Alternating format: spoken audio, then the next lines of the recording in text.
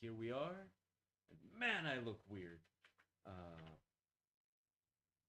Oh, I look so weird. That's just another person. It's another individual.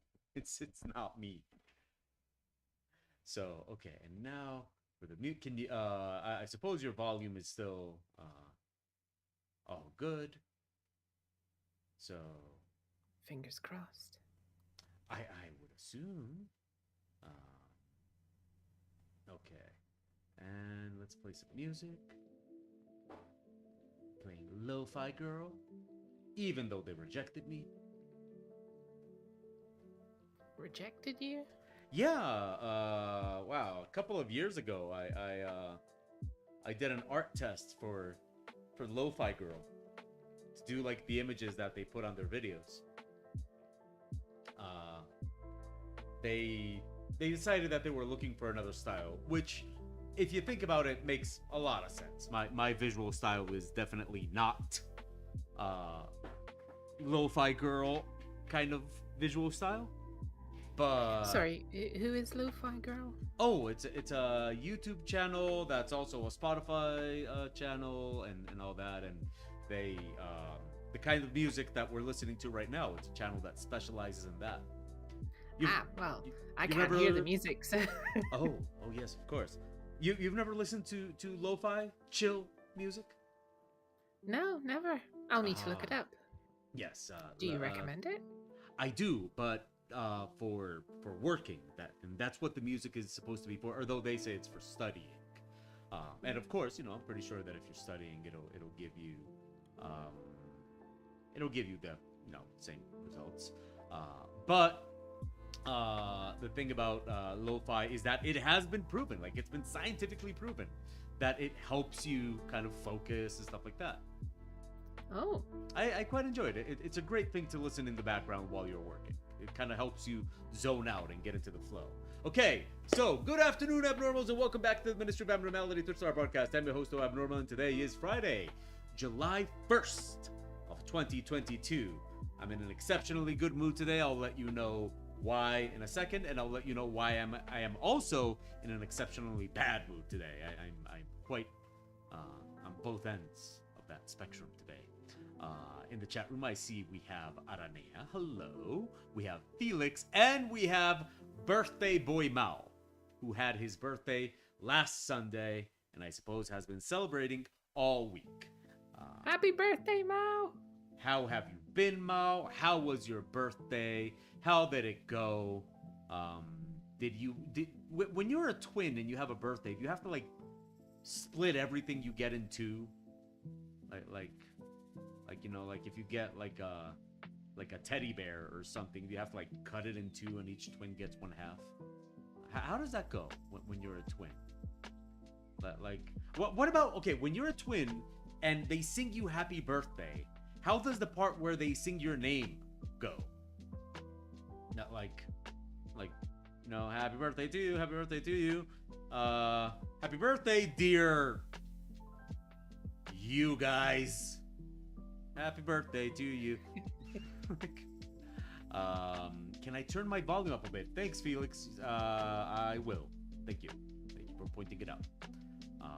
Today is also Altered Mage's birthday, but I don't know if she's gonna make it today, but just in case, today is also Altered Mage's birthday, and if you're listening, happy birthday, beautiful. I hope you have many more. I'll send you a message later, but yes.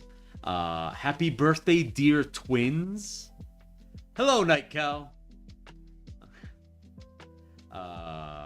Oh, thank you. Okay, now as you can see, we have made quite a change today. I am still not used to it. I did it this morning, but I kind of look on the webcam and I'm like, who is that guy?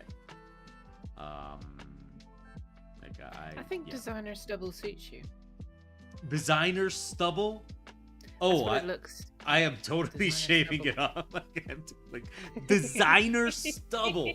I don't care if I am a designer. No, designer stubble? That's like 2 steps away from hipster beard. Well, you know is. Well, I mean, Oh, I want to see how you're gonna crawl out of this one. I was gonna say, do you need to look like the what's the reference? The suffering artist. Well, I would rather look like an artist that is doing well. Not only that, I would rather be an artist that is doing well. So, not just look. I would also like to I would like to talk the talk and walk the walk. So designer stubble. Nah, I was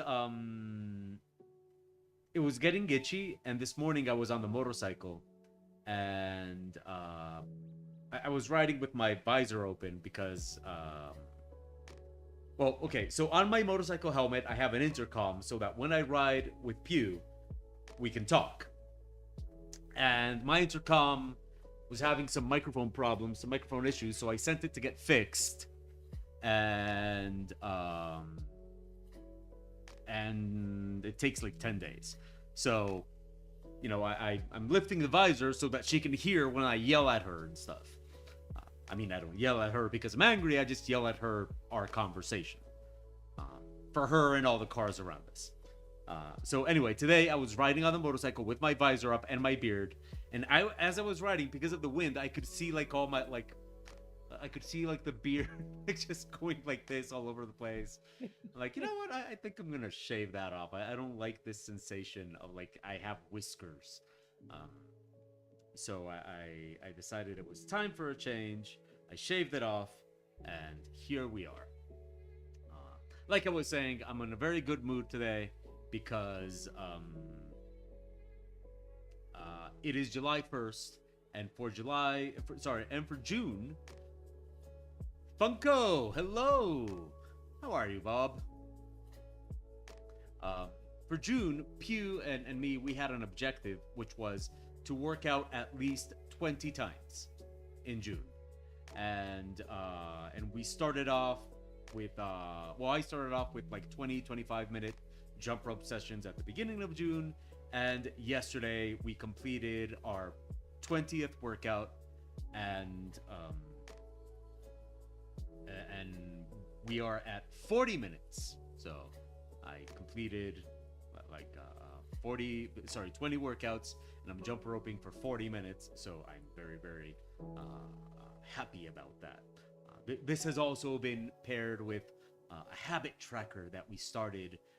And I had sugar like during the month of June like 4 times, and drinking 8 glasses of water a day, like a bunch of stuff like that. So I'm very, very happy because we completed our objectives and we started a new month today. So I'm very, very happy about that. At the same time, I'm in a very bad mood because I got told this morning that we're going to have to move. So that's not great.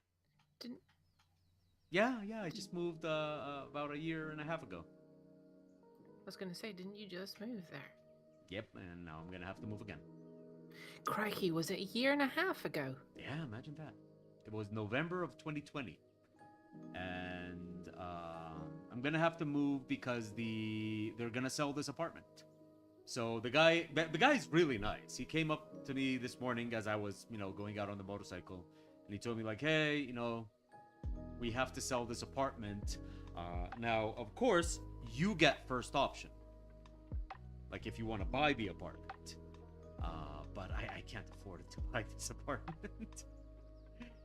I can't afford to buy this apartment. So I would need like $150,000 to buy this apartment. So no, I can't buy this apartment.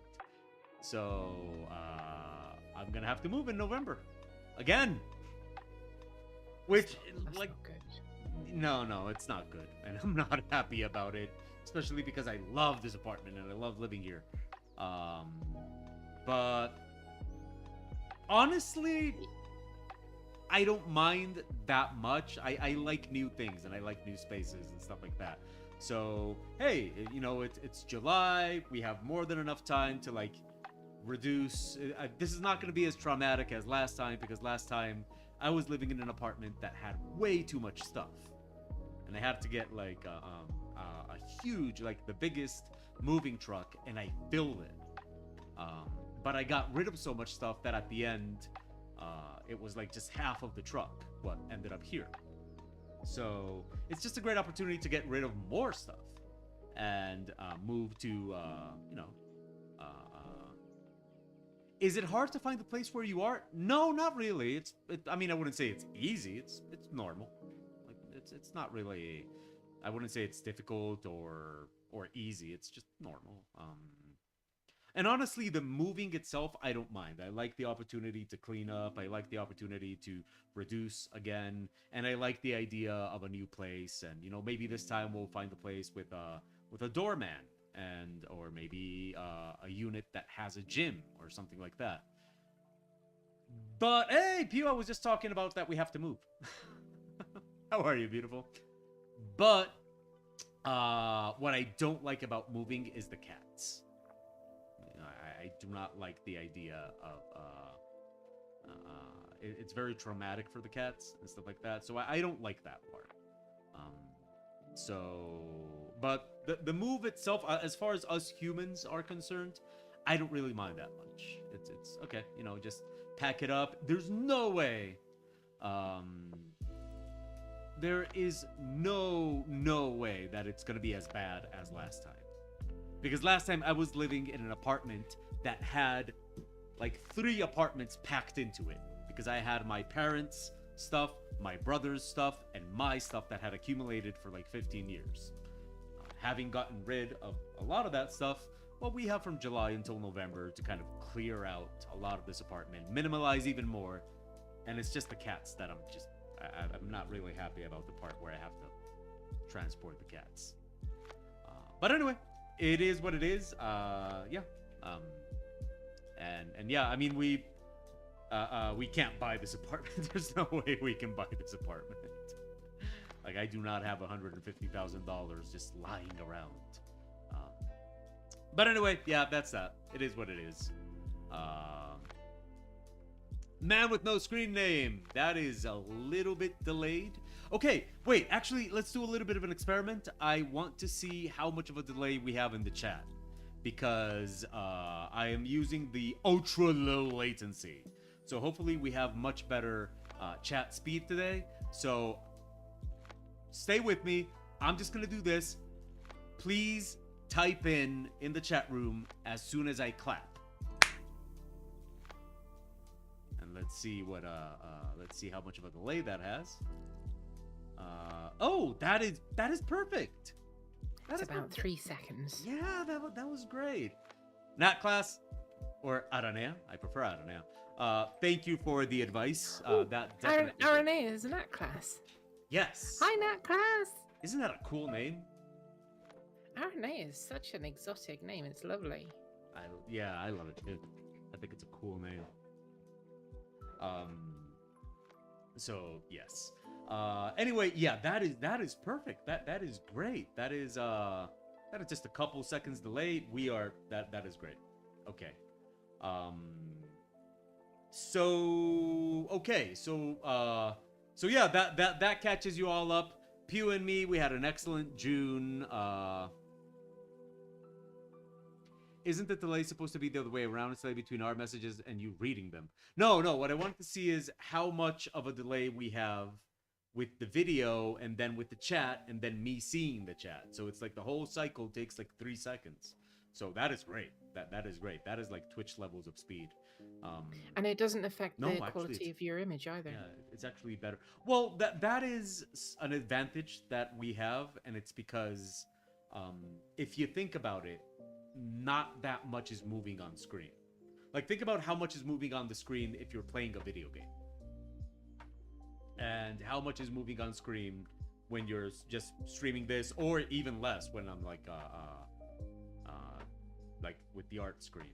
There's not that much moving at that time, so you don't need that high a bit rate for what we do.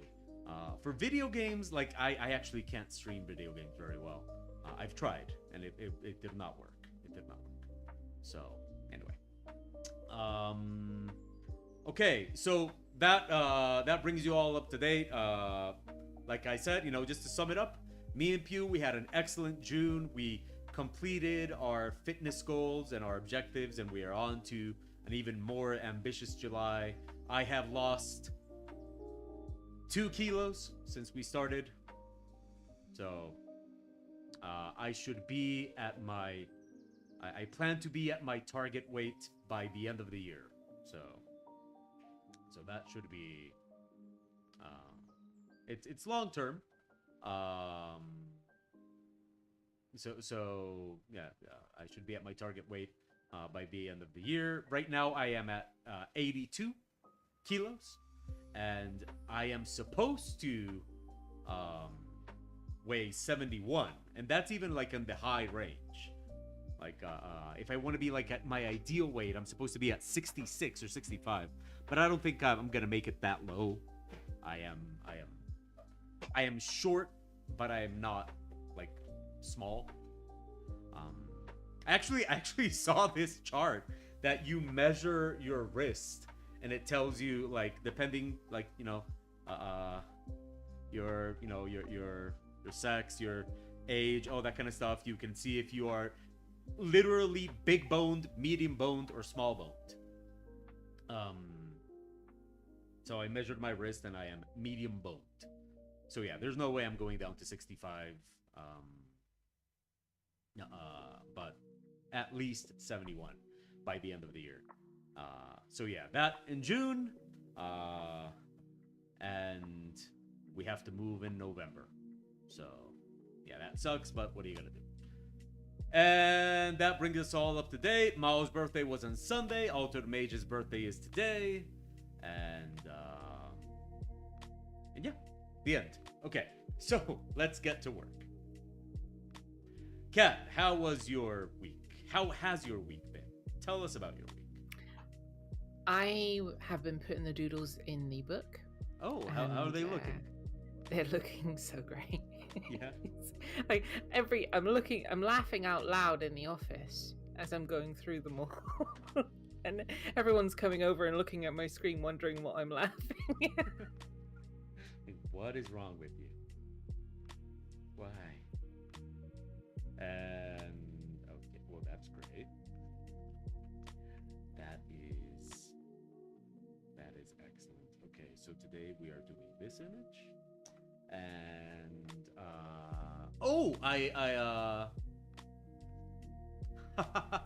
yeah, man with no screen name. I know, but the owner of the apartment,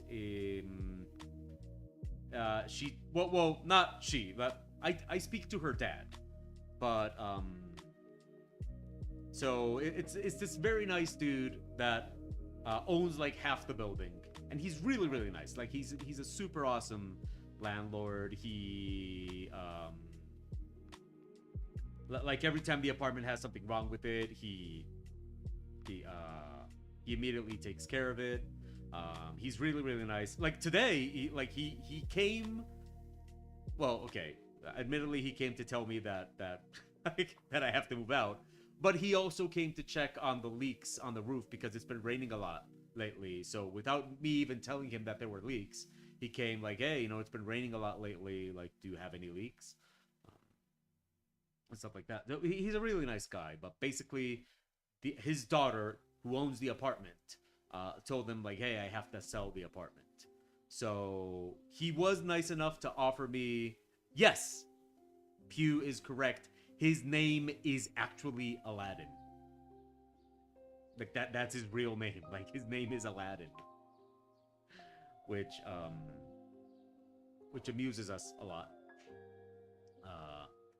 And he's not like some young Gen Z that had like a millennial mom that named his sister Apple and named him Aladdin. Like no, he's like an old dude. Like he's like a grandpa, and his name is Aladdin. So yeah, he's really nice. He offered us he also offered us to, like, hey, we're gonna sell the apartment, you can buy it. Like he offered us to buy it, but we can't afford it.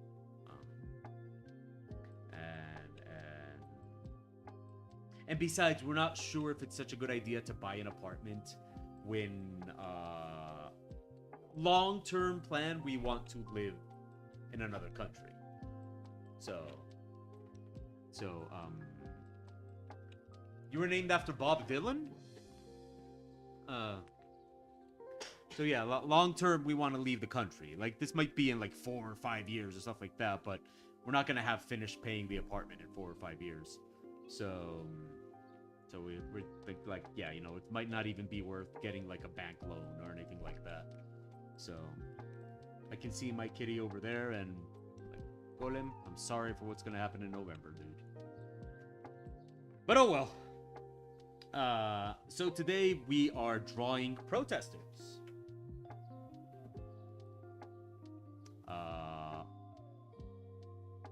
Oh, your real name is Sean? Oh, okay. Well, I mean, since you call yourself Bob Zombie, I figured your name was Bob and Bob Dylan. Sean, the only... Huh.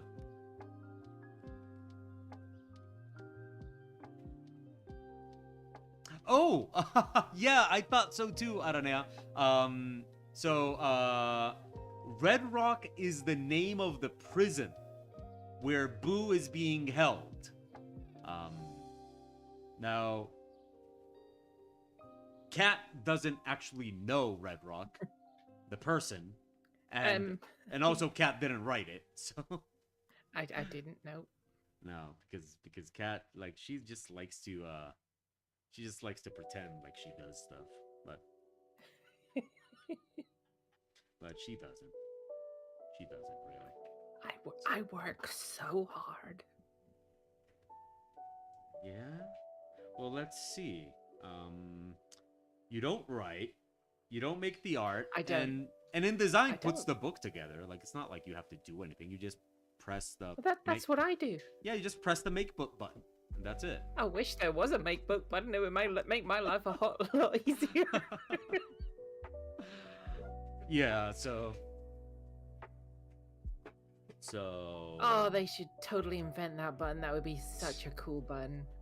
I don't know. I don't know if I'm like, half of what we do during the semester is basically teach those kids to use InDesign, and they fight it. Oh my god, do they fight it? I use InDesign a lot. I use it to make all the make all the books. Yeah, but I also use Illustrator a lot and Photoshop. But my students, but you're like... I was gonna say you're an artist, so you know, of course you're gonna hate Illustrator. It's funny because, like, for illustration, it's Photoshop, whatever. But my students, they are all more into, okay, so my students at the university, they receive very, very bad Photoshop. And they actually receive very decent Illustrator. So when it comes to illustration, they want to do all their illustrations in Illustrator. And when it comes to what they see in the semester that they see with me, which is, editorial design and all that kind of stuff, they want to make their books. They want to make like all those editorial pieces. They still want to make them in Illustrator. Which is, like, I mean, you can make a flyer in Illustrator. You make maps, you make deck plans. Yeah, that's but what a book in Illustrator is not a good idea. No, you need InDesign for the book. Yeah. Yeah, but they insist. Okay, let's look up some references for these. Opening Pinterest. InDesign, I do not find particularly fun or interesting or anything of that sort, but you know, for what it's supposed to be used, it's great. You know, so it's my main program. It's the one I use more than any other, followed closely by Illustrator and then Photoshop as well, but not so much. Affinity Publisher is so much better. Well, you would be surprised at how many people freak out when I tell them that Corel Draw is actually better than Illustrator. When it comes to Adobe, people And I should know because I was like that. I was like an Adobe kind of person, and people are really, really like unwilling to consider the possibility that there are better options than Photoshop. And whenever I say at the design faculty that Corel Draw is actually better than Photoshop, I've even gotten people that got angry at me for that. They're like it's like this weird fanaticism regarding software that is just ridiculous.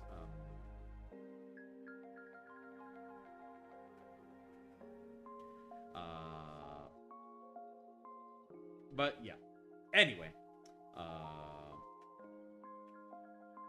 it's So tell us about your week, Kat. What have you been up to? I've been working on the book, doing maps, and How's that pretty going? much nothing else. It's slowly, Slowly. very, very slowly. Okay. What It's because I've been learning all the other stuff in the company, things like the accounts, because it's the end of the quarter. I'm learning all the tax stuff, and so it's been kind of eating into my time making maps and stuff for the books. So it's going really slow. So when are we started with when are we starting with Aliens of Charted Space? Technically, we've already started. Technically, we started that before Boo and Embla, but Well, you but were by already. we I mean the people that matter, as in me. Right. Then we will start that right after Boo and Embla. Okay. And we are planning to finish Boo and Embla next week. So this is very exciting. Yeah. Did you see what I posted today on Instagram? No, you don't check Instagram because I don't. What did you post? I posted the image of Veneris Cantina. Ooh, nice. I love that image. Yeah, I posted Veneris Cantina. Where everyone knows your name. Let's see. I'll probably get publisher if I have to do any layout stuff. I'm still learning Photoshop mostly for thumbnails and sometimes banners. Down with Brown Loyalty set as soon as possible. Time pool. Yeah. When I tell, well, I mean, since I normally deal with illustration, my students really, really, really freak out when they discover that I don't use Photoshop, that I use Clip Studio Paint. Like, I mean, not in a bad way. They're just like, what? You don't use Photoshop? And one of the reasons it freaks them out so much is because I teach them Photoshop. But that one I can't really get away from because it is my responsibility as their teacher to teach them industry standard. So the truth of the matter does remain that wherever they go, they're probably going to run into Photoshop more than Clip Studio Paint.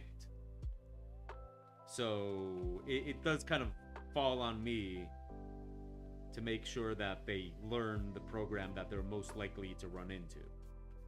And that's Photoshop. So I teach them Photoshop, but then like when they find out that I don't use Photoshop, that I use Clip Studio Paint, they're all like, wait, but why? And so then you have to explain to them why I prefer Clip Studio Paint to Photoshop, and then you have to explain to them why you can never abandon Photoshop, which is very annoying. But it's also true, you can't abandon Photoshop. Not really. So anyway, yeah. That's that. Oh, one thing I did do this week was Okay. I started a traveler game Oh, do tell. with 6 random people who I've never met before. What? Okay, tell us. So So every Tuesday, our offices are open to a gaming group, and they mostly play Warhammer. And they all come in on a Tuesday night, and they all game on Warhammer. But the leaders of the group, the people, the organizers, they said they wanted to try playing Traveller, and so they asked Matt, the boss, if he would run a game, and Matt said, "Sorry, I'm just too busy, but maybe you should ask Kat." So because Kat has nothing to do. Yeah, it's not like I don't have stuff to do. Okay, yeah. So they come up to me and they ask me, and I said, "Well, sure.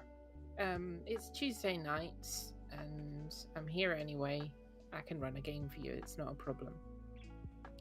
And they started their first Traveller session, and there's 6 of them, and I don't know any of them yet. I can't even remember their names. I know there's one of them called Pete, another one called Tom. I think there's 2 Toms actually. Don't quote me on that though. But yeah, I don't even know their names properly yet. And we've started a game of Traveller.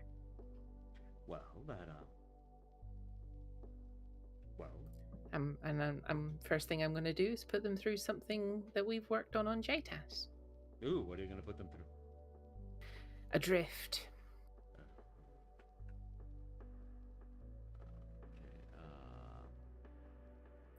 Do you remember that one?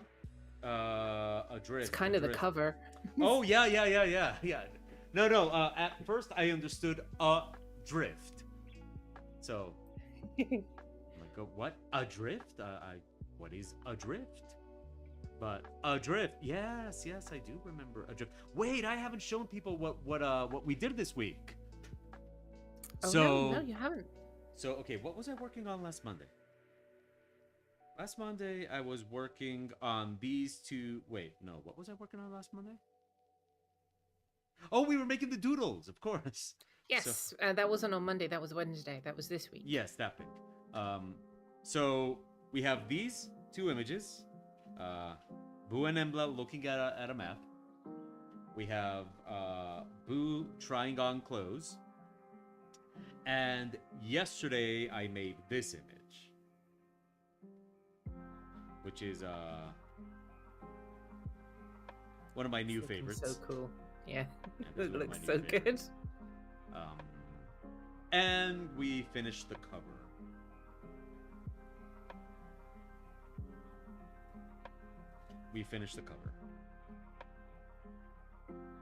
So, which is looking awesome. Yeah. So yes, we got the cover. We got those. I like the little details you added to the, what's meant to be the landing pad. Oh, a little concrete slab in the middle of nowhere on a vacuum planet. Yeah. It was a difficult cover to compose, which is why I sent you guys like everything on separate layers. Because that sign really kind of makes the composition a little bit difficult. But I figured, they can pretty much put the sign wherever they like, so you can have fun with it in, I suppose in Photoshop, because Mongoose still obeys our Adobe corporate masters. Unfortunately, I have to use what is supplied by the company. And I'm very much a company girl. Oh, wow. That's... At least where Mongoose is concerned. Okay, yeah, okay. Whoa, that's an interesting little... Yeah, no other companies, just Mongoose. Just Mongoose. Oh, and Monsanto. But, nothing big. And sorry, what? Monsanto. What's Monsanto? What is Monsanto? Monsanto is... How can we describe Monsanto? Monsanto... So you've heard about how, like, basically everything on the planet is, like, owned by a handful of companies? No? Okay. No? No, never heard that. Okay, well, yeah, like, Like when you look at, for example, food and all that kind of stuff, it's basically like 5 companies or something like that own everything. And one of the biggest ones is Monsanto. Ah, right. No, I've never noticed that. Monsanto has, um, and it's and the reason I mentioned it like as a corporate,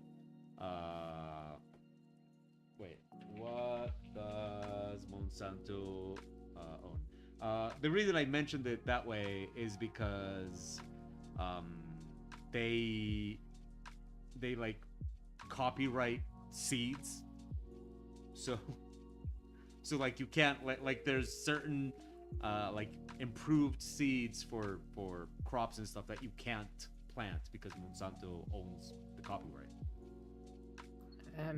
How can you copyright a seed? because they're genetically modified, Ah, okay. which is not like, you know, like people like they're like, oh, I don't eat genetically modified food. Yes, you do. Yes, you do. You just don't eat genetically modified food that they told you. But like, I mean, you know that, for example, bananas, like a regular banana, is genetically modified food. But like almost like I carrots. like bananas. What, you like bananas? I do. I like bananas. I like bananas. It's my as well. favorite fruit. Oh, I don't know if I would call it my favorite fruit, but it's definitely one I eat every day. Mm. But yeah. So Monsanto, like, you know, these genetically modified seeds. In the U.S., Monsanto owns 90% of soy, 85% of corn, 95% of sugar beets, all genetically modified. And the products of Monsanto are. Wait. Corn's good too. Yes, corn is quite good. I do like corn. Popcorn, I especially. And corn is very good. After you've eaten a lot of bananas, you should really eat a lot of corn.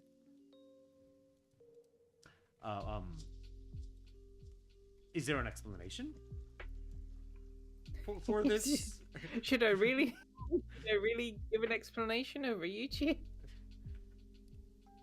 Oh, okay. No, I thought you were gonna come up with something more than poop. Like I thought maybe there was a. No. I see. I see that my 9-year-old my 9-year-old editor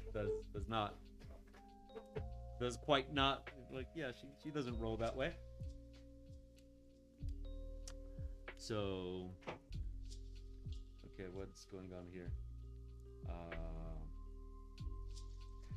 Oh yeah. Don't we have to be like extra careful what we say on YouTube? I don't really know how the rules apply to live streaming. I know YouTube is like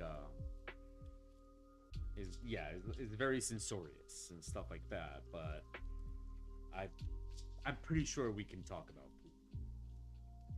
You might get banned just for saying poop. Well, everybody poops, Cat. Well, there's a lot of natural bodily functions, you know. Yeah, but they still frown upon it. They frown on poop. YouTube frowns on poop. Well, I suppose it's time we start the YouTube poop revolution then. We should, yeah. Yeah. Yeah, let's go ahead. Hey, you know, a little bit of controversy might make me famous. I could definitely. You're already famous. I'm famous. Wow, I didn't know that. Yeah, everyone knows your name in the office. Oh, okay, yeah. And that's like most of the people I know. Oh wow, okay. I don't really. Your name is in all the Mongoose books that you've supplied art to, so your name's out there. You're famous. Yeah, sure. Why not? Let's I guess we can put it that way. You know. If we went to a traveler convention, you'd have crowds and crowds of people around you wanting your No, I autograph. wouldn't. Yeah, you If would. there's something I've learned working for Traveler is that Traveler audiences care about the writers, and Traveler audiences care about the writers and the numbers. That's what they Yeah. care about. They do Well, you're not not wrong. give a fuck about the art. I have never, not even once, seen somebody. I care about the art. Well, thank you. I suppose that's really all that I need. But I have never, not even once, seen any discussion on the Mongoose Publishing forums directed towards art. At least not in travel. Although, we are trying to encourage people to enjoy the art more. But yeah, the current traveler fan base are a lot of middle-aged or older people, and they do care a lot about the statistics and the numbers and those kinds of things. A lot. I mean, like a lot. Yeah, they are not here for me. They are here for the numbers, and if we went to a traveler, we are trying to get new fans all the time. We're doing all these new things, like we have an Instagram account now. We're getting did I tell you we're getting a media person in? We're employing someone to do all our media. Oh, no, you did not tell me. So, right, okay, so they start in 2 or 3 weeks. Ooh. Something like that, I think. And she's very young. She's like straight out of college or university or whatever it is that you do to do the media stuff. TikTok And, University. She's straight out of TikTok U. So yeah, so she's gonna be taking over all of the social media stuff and advertising and events and so hopefully she'll attract a younger audience. So you do realize that this probably means you're gonna have to like dance on TikTok. Dance on TikTok? Yes, that's what I predict you're gonna have to do. Is it a dance-off type thing? Well, everybody. Is that what they do on TikToks? Everybody dances on TikTok, so now you have to do it. And you said you were a company. Why me? You said you were. Well, you said you were a company gal, and so you're gonna have to do what's Yeah, good but for the. I'm not a dancing gal. I don't dance. But the company requires you to dance. Well, there's other people in the company that are much better at dancing than I am. Yeah, but who represents Say that Traveler again. more at the company? Yeah. Did you hear that? Yeah. Like who represents Traveler at the company? Mostly me. Ah. So when it comes to promoting Traveler, who's gonna have to do the Traveler dance on TikTok? I'm gonna have to invent the traveler dance. It's not gonna be pretty. Oh no, the social media girl invents the dance, you dance it. But it will be very numerically accurate. Yeah, and it won't give a fuck about the artists. No. It's a dance. It's an artless dance. It's gonna be like like what are they? The cow dances, the stepping it's a very American thing. Okay. What is it? When they do that dance, it's like they just stand in a square. Oh, I think it's called wait, isn't that square dancing? I think it's called Yes, square dancing. that. It will be a square dance, because that's about as numerically accurate as you can get. Wait, did you just forget the name of the dance where they dance in a square? Yeah. Like is that what happened here? See, that's how good a dancer I am. I Felix says we need to know dance. The thing is, I used to dance. I did. Back in my early 20s, I was way into, like, not into dancing like as a dancer, but I was way into capoeira, which is a Brazilian martial art. And through doing capoeira, I was also doing a lot of samba and all like all the Brazilian dances and all that kind of stuff. Oh, I can headbang. You can headbang. Yeah, I used to be able to headbang. How long has There's it not been much since... to it. Okay, no, wait, Kat. How long has it been since you've headbanged? A couple decades, maybe. You can't headbang, Kat. No. Don't get that off your resume, Kat. You can't headbang. I can mosh. No, you can't. Like, if it's the same situation, no, you can't. Trust me. Like, I haven't done a handstand like in 5 years, and I can no longer handstand. So no.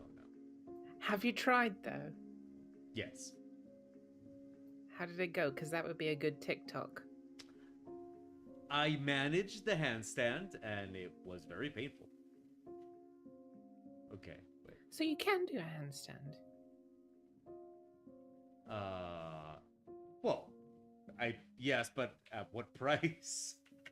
Which it's okay. Technically, you can headbang, but I'm pretty sure you're gonna have to be in a neck brace afterwards. Okay.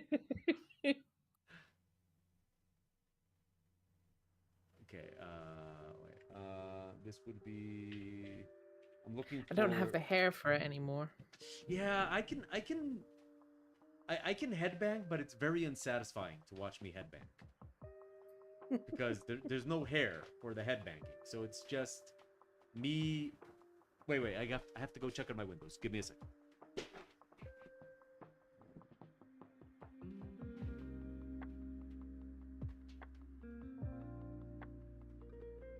And you're right, Mao. Can and shouldn't are very different things.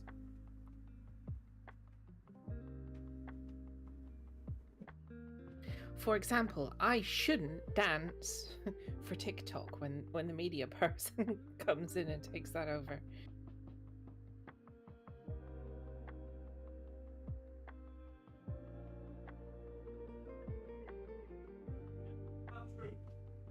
I was wondering how long it would take for you to shout that. That is not true. You can... No.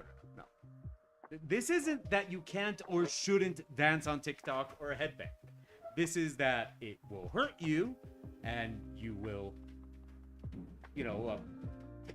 perhaps, cause some injury to yourself. This doesn't mean you shouldn't do it. I will definitely cause some injury to myself and probably anyone around me. Maybe some structural damage as well. So, but you should still do it. Like, it's... Oh, I'm it's totally not... going to do it if they ask, but I doubt they'll ask because they know how dangerous that could be. Oh, I just need to get the contact of this woman and send her some private messages like, hey, look, I need a favor. Can you please make a cat dance on TikTok? It's don't ask. Don't ask. No questions. Just do it. Just do it. Yeah. I spoke to Matt. He said it was okay.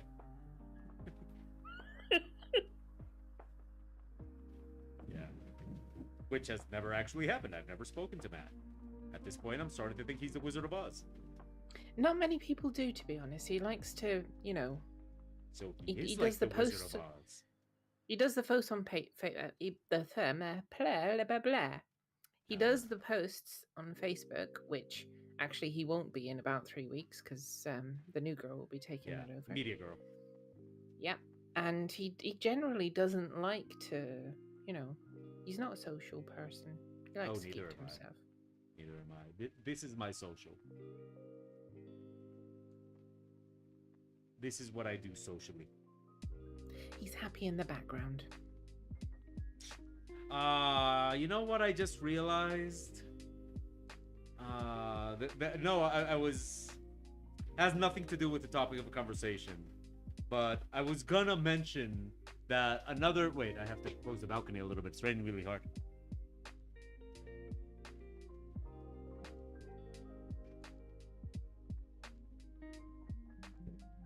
Wait, and I should also take a bucket to Pew's closet.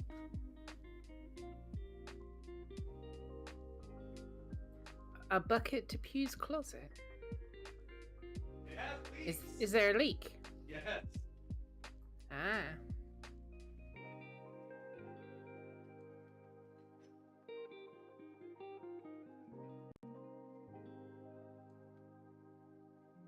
You know, I wouldn't put up with that. I would change apartments if I were you. What? I says I wouldn't put up with things like leaking roofs and stuff. I would change apartments if I were you. Oh, well. Good news.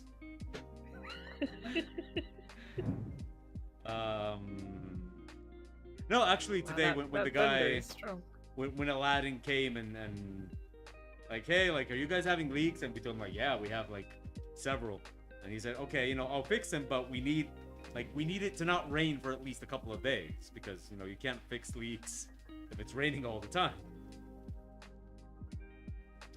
So anyway, so I was gonna mention that that we are considering that we were considering changing my motorcycle, and I've been wanting to change to an electric motorcycle, but the move is probably gonna.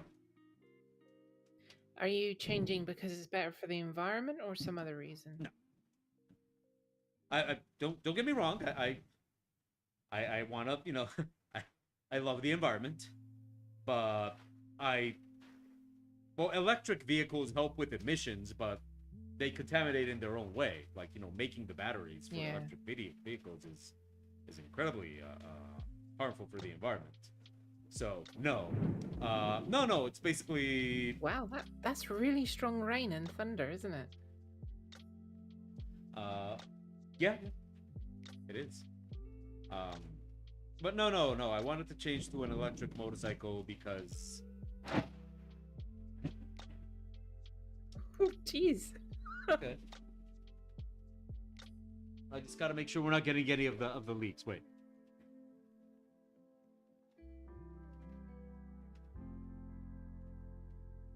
See, I love thunderstorms, but you don't get anything that strong in England. Wow. Oh, this here is practically. Sometimes it's practically daily.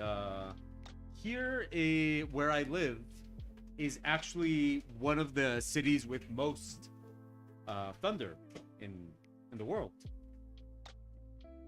Wow. So, by the way, thunderstorms can fuck up my internet and can fuck up my power. So, if the stream suddenly goes out, well, everybody knows what happened. So, you know, just so you all know. So, no. I had my eyes set on an electric motorcycle because, first of all, no gas, and you know, it's Do they allow you to charge it for free over in Colombia? in several places, yeah. Also, gas might be a problem in the upcoming future because Colombia just elected a president that has that his plan is to like cut off all dealings with oil in the country, which is probably gonna make gas very, very, very expensive moving forward. So, you know, it's probably a good idea to start moving away from gas. The other reason is because electric motorcycles are much more low maintenance than, you know, fuel. And the other reason is they have they are much more efficient when it comes to like speed, all that kind of stuff.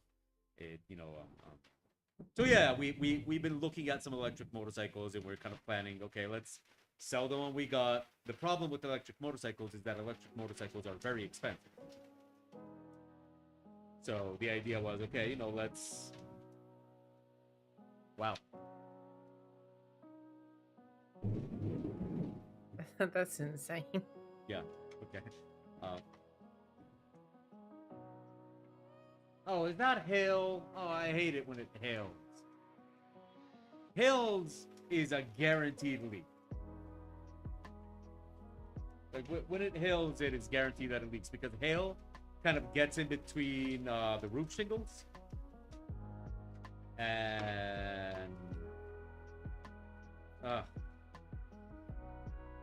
it's hailing. Okay. Anyway,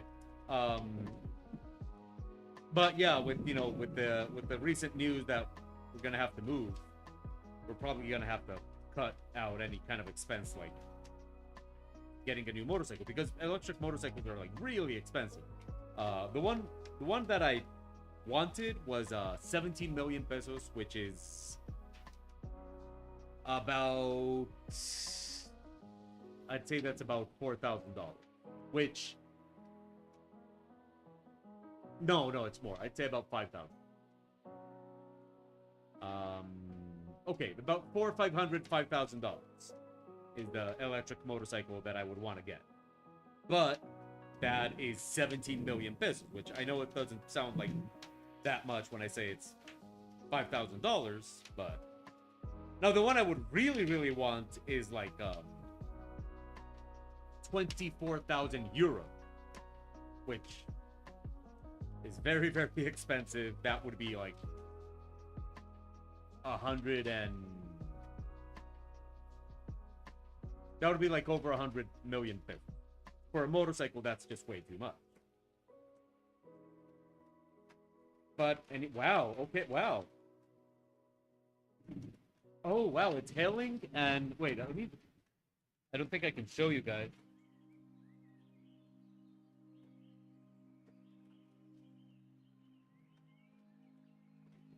But it is hailing and the big chunks of ice are like bouncing in the balcony and okay, See, I would love that.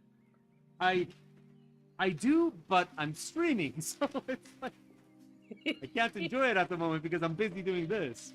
I do have to though, I'm gonna have to ask you all to be patient with me for a second because hail guarantees that it's gonna leak. And I have to go see what's going on in the rest of the house. Also, the cats are probably all freaked out. But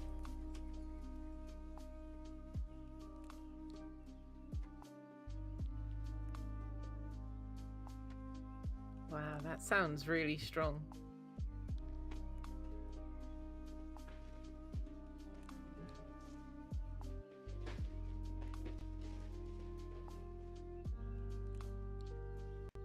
Yeah, poor cats.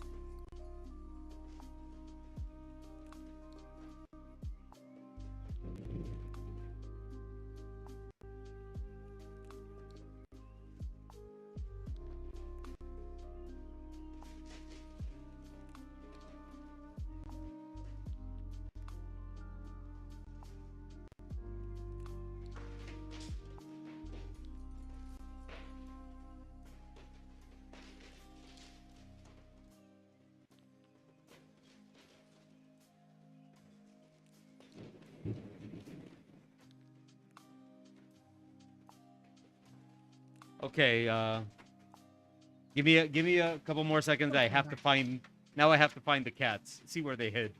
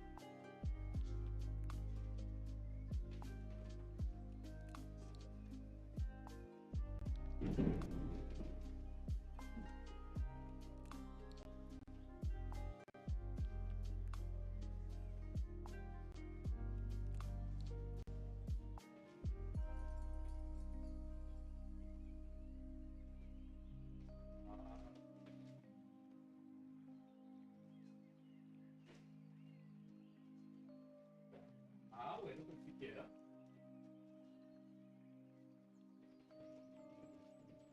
Ya.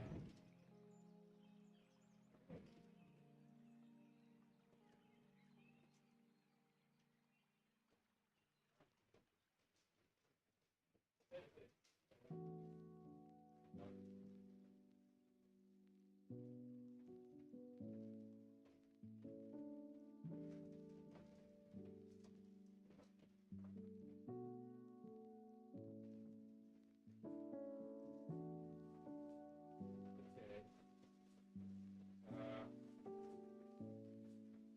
Sorry, I'll be right with you. I just can't find Golem.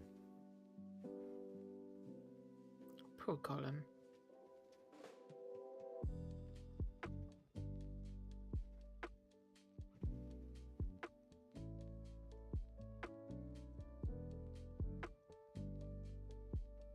Okay, this has an easy solution. Okay. Golem! Golem! But I might have to bribe him with treats. Golem!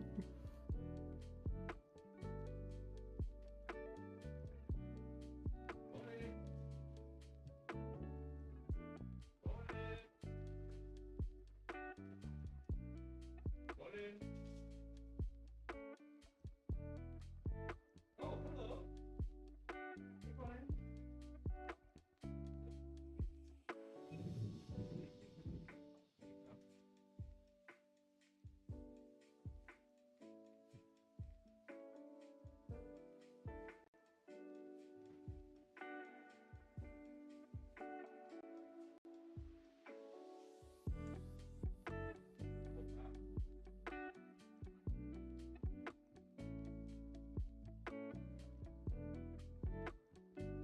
Okay. So, sorry about that interruption, but Pew, if you're listening, it's raining so hard and the cats are so freaked out that I put treats like 2 steps from Golem and he will not come out of his hiding place to have them. Like I had to put them basically in front of his nose. He's hiding behind the computer. That's why I couldn't find him. Okay, wait.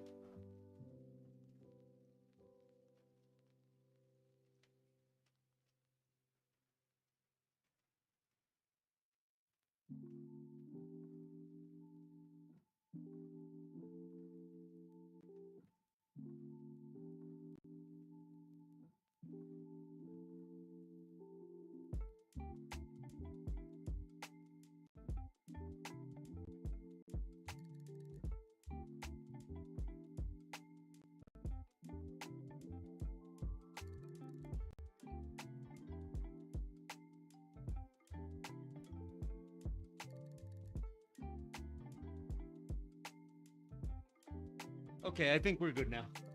Sorry. That was... Let's watch... Let's watch some bald dude run in the background. So anyway, yeah, I'm back. For the time being. Welcome back.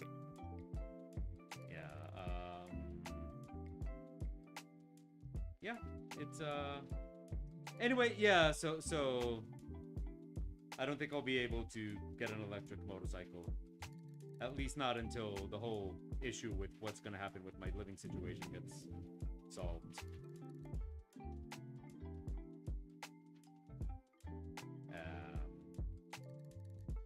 But yeah. Maybe you'll be able to have it on time for Christmas instead. The problem with that is that moving is expensive. Moving is just... It's expensive. Yeah. You have to, because you know you don't, when you rent, you don't just pay for the first month and then that's it. Like you have to pay like a bunch of extra stuff, plus you have to pay for the move. And I'm hoping that since it's been so little time, that I won't have to go through like all the process that you have to go through with renting, which is like finding making sure the bank approves you, finding somebody to co-sign, all that kind of stuff. I know that if Yeah. a certain amount of time hasn't passed since last you rented, you don't have to do that again. But I guess we'll have to see.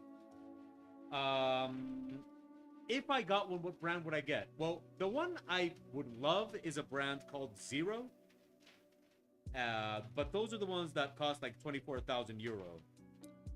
But I can even show you. I can even show you the one I want and the one I had planned to get. So the one I would like is... I'll show you here in Zero Motorcycles. I'll show you the motorcycle. So here's Zero Motorcycle, which is where I would like to and the one I would like is, wait, let me, no, not that one, not that one. These all look like this is fun how they kind of push the other one away. Very pretty. Oh, they look very, very different from what I have. Like what I have looks very classic. These look very modern. I think this is one of the ones that I was considering, but the one we really like, that really caught our fancy, was I'll show you.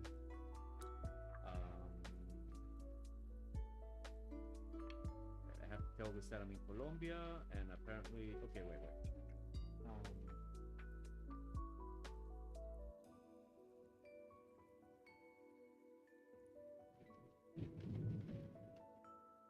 Okay, here we go. In Zero Medellin.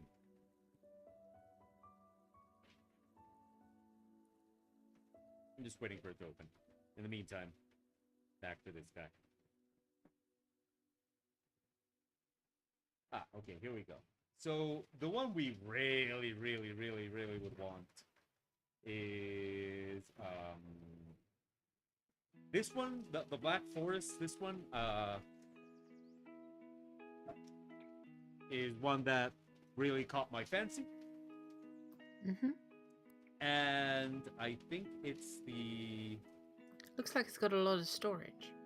Yeah, that's very important to us. And this is the one, like, that we really, really had our eyes on. But yeah, these motorcycles are like I said, like 24,000 euros. So that's not gonna happen. It's a so hefty chunk. Yeah, there's another brand that we were considering. I gotta get to work. Nice stopping by though. Good luck with the piece. Thanks for stopping by, Time Pool. Have a good time at work. Jamie, we have to do what our neighbor did, moving a little. Our new next door neighbor, like they moved in, but seriously, it took them like a month to move in, and every day they would just like bring one thing. Like it was. At a certain point, I was tempted to just go like, dude, do you need me to help with like, do you need help with your moving cost? Because like seriously, they moved, like it took them like a month to move, and they would move like one thing a day. So anyway, the motorcycle that we were considering was this one.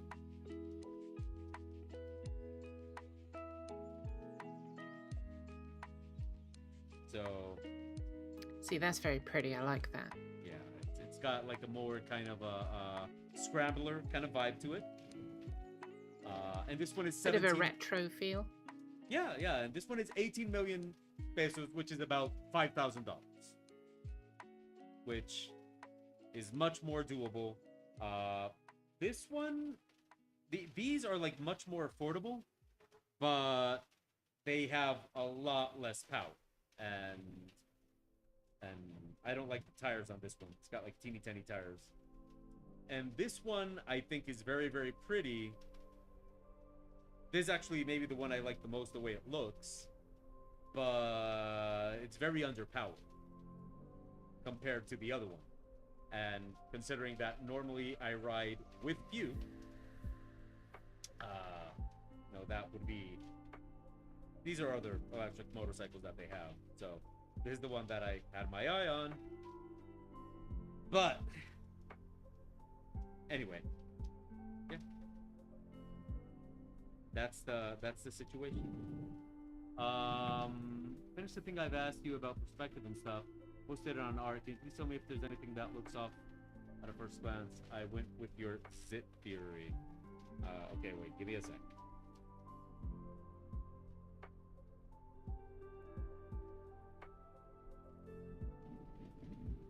I always make all my bar gear like with scarves. There's something about bar gears and scarves. I don't know. In my sci-fi imagination, bar gears just wear scarves all the time.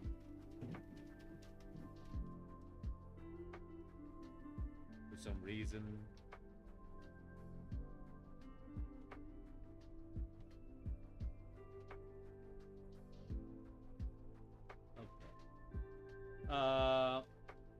Okay, Mao. See you Wednesday. Happy birthday again.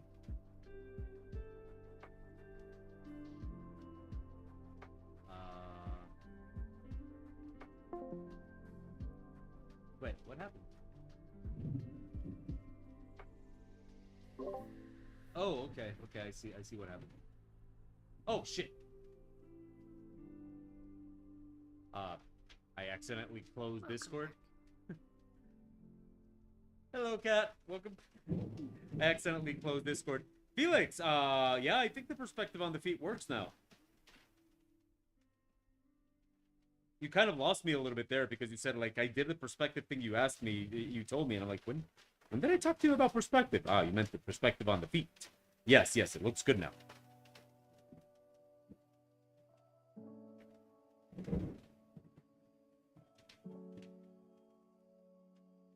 Wow, listen to it. No, I really enjoy it. I really enjoy Thunderstorms. But I would rather be able to just, like,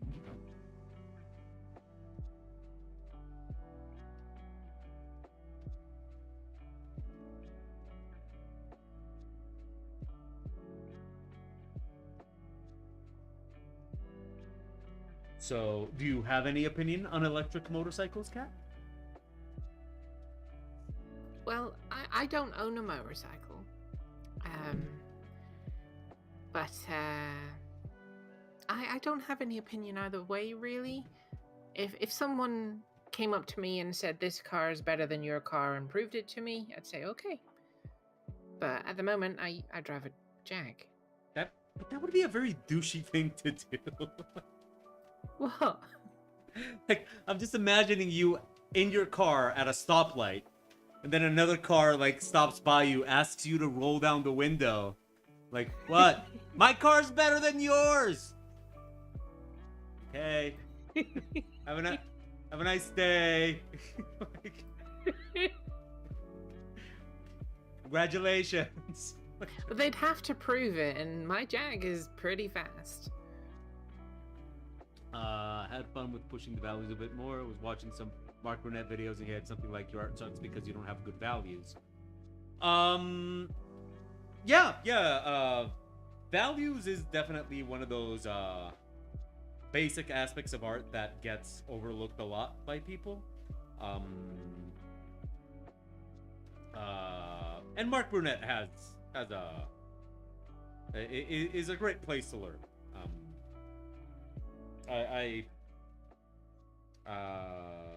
I like his rendering style. He has some very, very good rendering, and he also is probably one of the best when it comes to using gradient maps. Like he has some of the best usage of gradient maps I've seen in a very long time.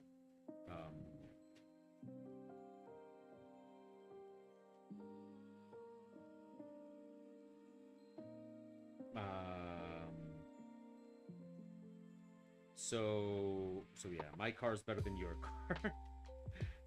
My car's better than your car.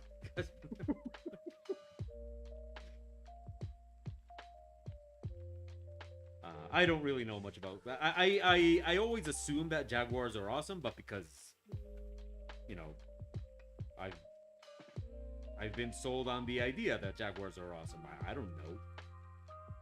Yeah, they are. Yeah, I've been pretty told. awesome. I've been told that they're awesome. It's like a cruiser, you know. It's a very comfortable car.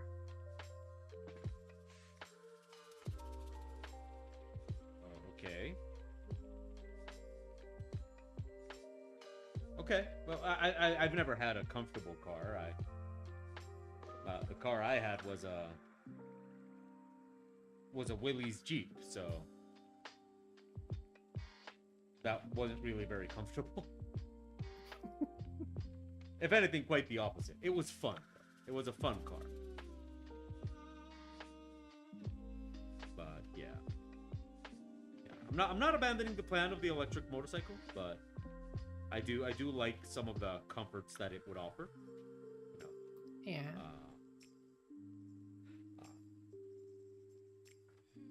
You don't get wet. Oh, you mean in a car? Yeah. Oh, because I was like, I'm still gonna get wet in an electric motorcycle, Cat. That's not how they work.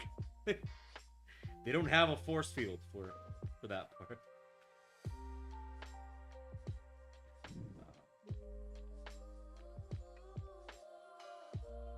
Yes, you.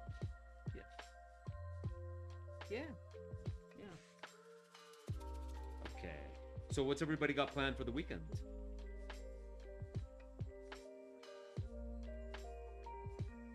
That includes you, Kat.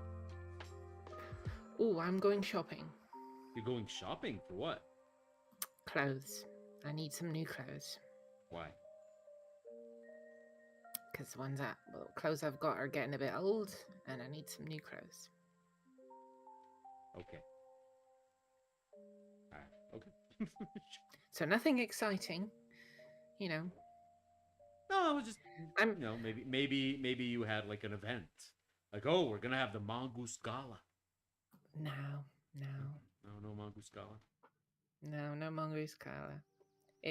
See, I'm one of those people that I generally don't buy something unless I need it. I'm not one to go window shopping or anything like that. Oh, for clothes, definitely not in my case. Not for clothes. Nah. Aranea's gonna finish remodeling the spare room. Well,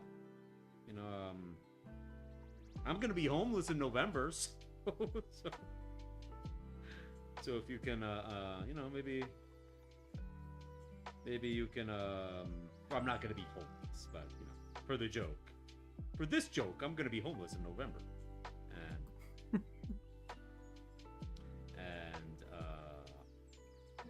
so maybe that spare room can go to some good Colombian use.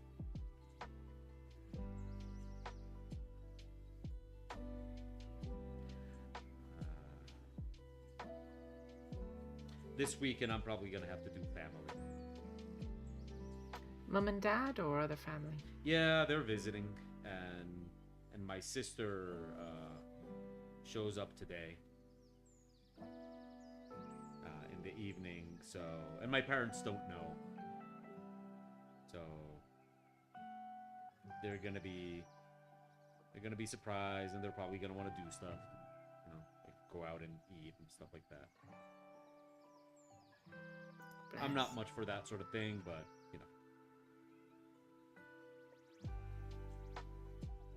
I also got some illustrations to do. Yeah, you do. Yeah, imagine that. It's for this sci-fi game. Don't know if you've heard of it. Oh, what's it called? It's called Traveling. Ooh, Traveling. No, Yes. I've never heard of it. Traveling. It's Sounds very good though. Traveling. Oh yeah, it's about Seeing the sights. Oh yeah, yeah. It's about Holiday, really. Yeah, yeah. They like each book is like a new place. So there's traveling Kentucky, and Ooh. traveling Florida. Um, uh, You can't think and of anywhere else, can you?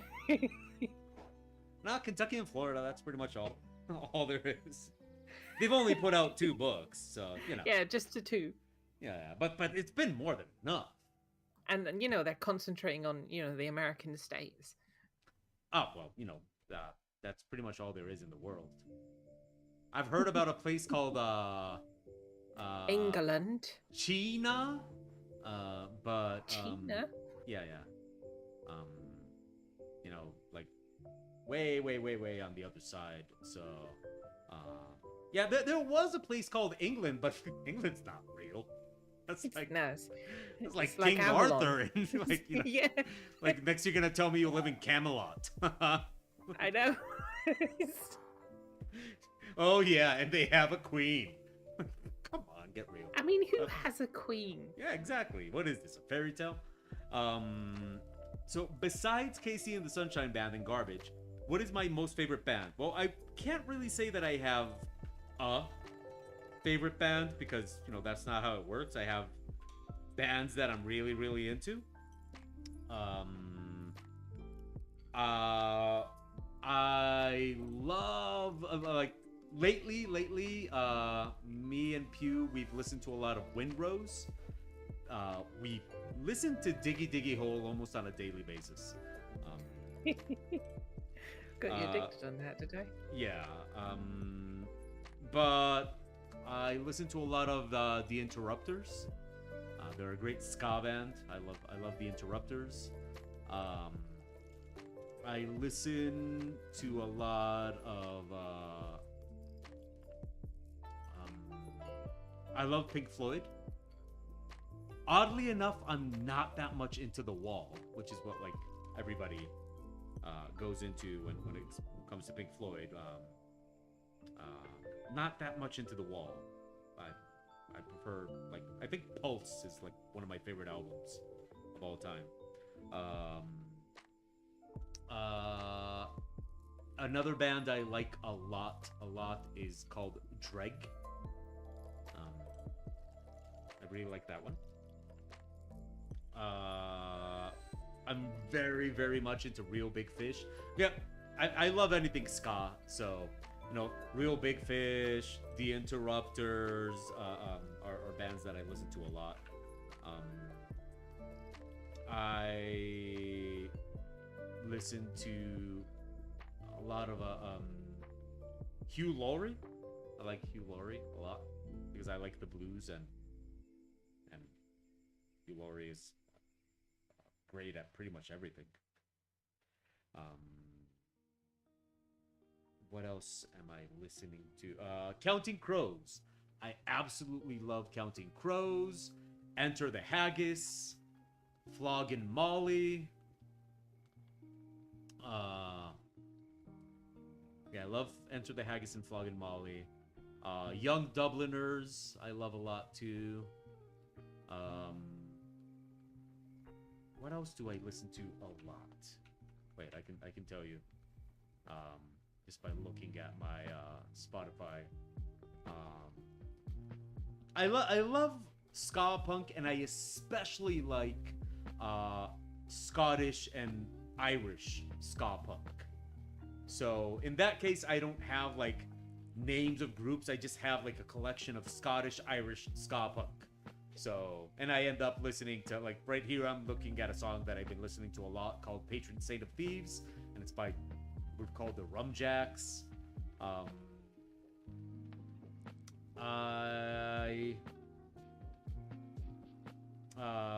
7 Seconds of Love is one of my favorite bands. I love 7 Seconds of Love, which sounded weird. Ninja Sex Party. Ninja Sex Party is also one of my favorite bands. Then there's some classics that I'm really, really into. I listen to a lot of AC/DC. What else do I listen to a lot? Cake. I absolutely love Cake. Cake is good. Yeah. The cake is a lie. I like the Cat Empire a lot. The Cat Empire is really great. Yep, me too. Enigma, yeah, I like Enigma. I haven't listened to a lot more than the Cross of Changes, but I do like Enigma a lot. You got me into the Cat Empire. Oh, the Cat Empire is great. Cat Empire is great. It's that one song. I can't, I love it. Two Shoes. That's the one. Counting Crows is probably one of my favorites of all time. Like, I absolutely love Counting Crows. I listen to Counting Crows a lot.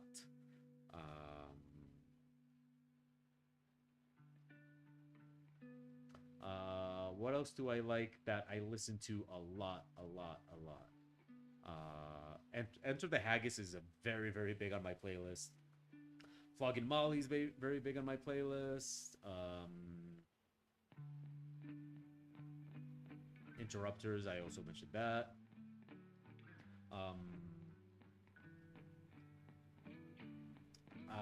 What else? I like a lot of like old classic rock. So, Journey. I don't know if I would classify Journey as classic rock, but it's old enough to be classic. But I also I didn't used to be very much into Iron Maiden, but I kind of got into it.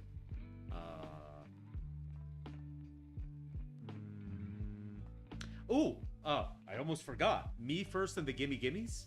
But then again, if you're into Real Big Fish, you're into Me First and the Gimme Gimmes. So, and I am really into Real Big Fish. So, no, let's do this. Marilyn Manson. I've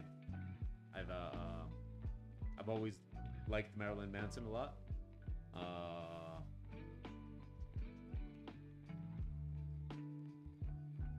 And I think, yeah, I think those are like I think that's like my list of favorite.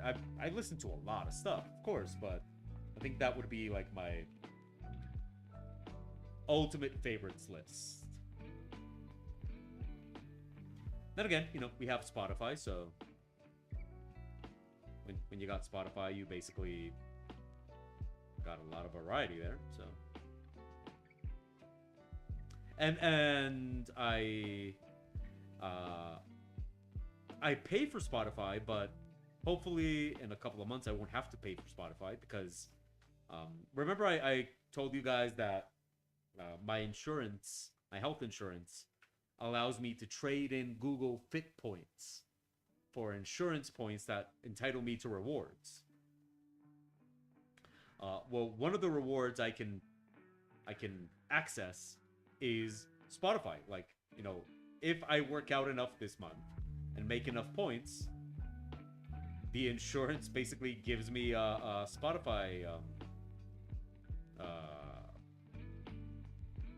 what do you call that? Well, yeah, they basically pay for Spotify a month. So yeah, pretty soon I'll just be paying for Spotify with my health insurance from working out. You still there, Kat? Yep, still here. Just listening. Yeah, so. And watching. Well. So then on Monday you go to the Mongoose offices and say like, I made this. Right? That's how it goes, doesn't it? Oh yeah. I take credit for everything. Actually, no, the writers take the credit from me, so technically we're both we're both non-existent. Yeah, non-existent. Oh, do you think the people think that the writers also illustrate the stuff? I wouldn't be surprised. I think, yeah. I think that people are under the misconception that it doesn't take 50 people to make a decent book. Well, they think the writers just, will the book into existence. It is pretty impressive how off people are when it comes to the process of making a book. You know, like Yes. how Or little. how long it takes. Well, okay, yeah, that's. I mean, that's, we do it pretty quick. Yeah. Oh yeah, yeah. I just got a. Oh, I actually have to But I answer mean, that. I just got an still- email from very nice. Well, I got a very nice email from a client from last year, like the middle of last year, basically telling me like, hey, you know, we're planning to launch the book in September. Wow, that is quite the turnaround. But yeah. So I might be able to show you guys some of the art I made last year in September. How long ago? Last year. I'd say around the middle of the year. Yeah. Wow. Yeah, give or take. Yeah. Yeah, Mongoose has some pretty quick turnaround.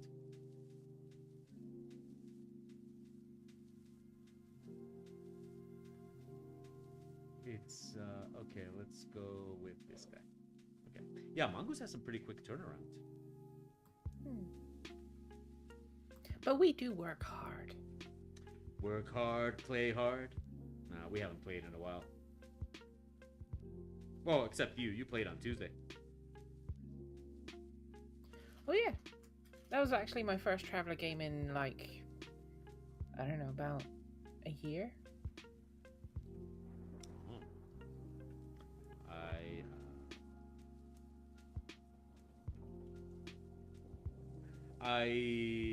This morning after I finished the cover, I decided, okay, you know, I'm gonna take a break before the stream and I'm gonna play some Elden Ring because I'm very, very close to like finishing it.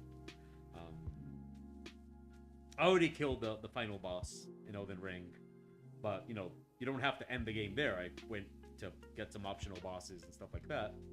And You killed the final boss. Yeah. Nice. But you know, the game doesn't have to end there. You can just go do other things. When you kill the final boss, it gives you like this little thing, and then if you touch it,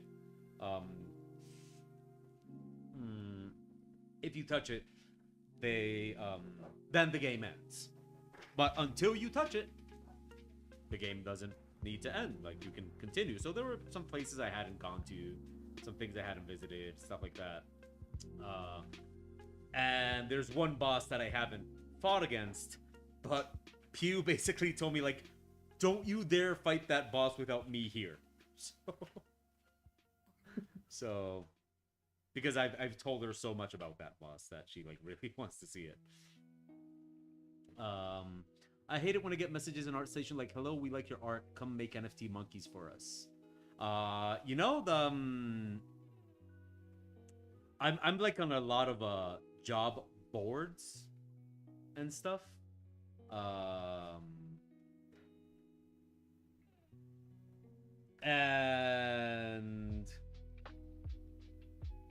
And honestly, about 80 to 90% of the jobs that show up now are all NFT related. It's actually quite annoying. But about 80 to 90% of the jobs in the video game industry now are video game related. Are NFT related. Which is weird to me because, like, haven't you heard, guys? Nobody cares about NFTs anymore. Why are you still making NFT games? Nobody cares about NFTs anymore. Just today, I was listening to some news about how, like, people at Facebook are actually worried that, like, Zuckerberg is basically running the company into the ground because he's obsessed with metaverse and nobody cares about metaverse.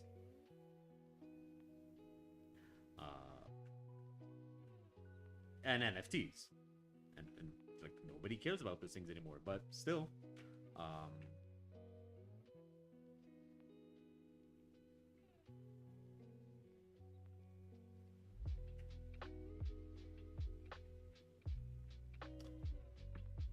So yeah.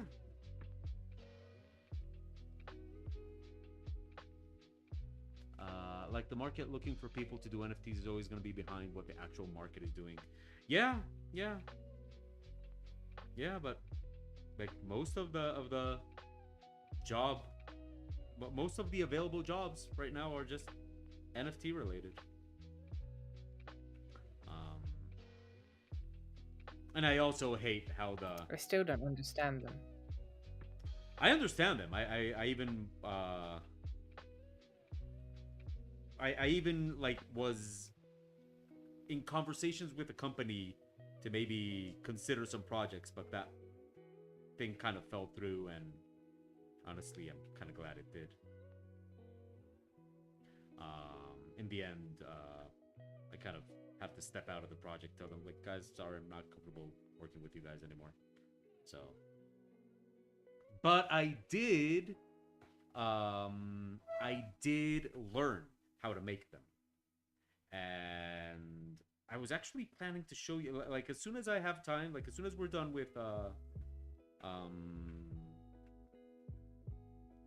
JTES next week.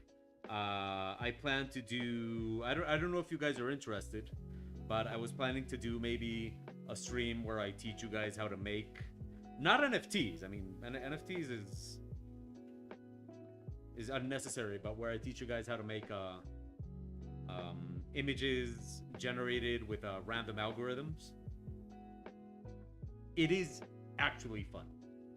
It is actually fun to do, and it's actually quite easy.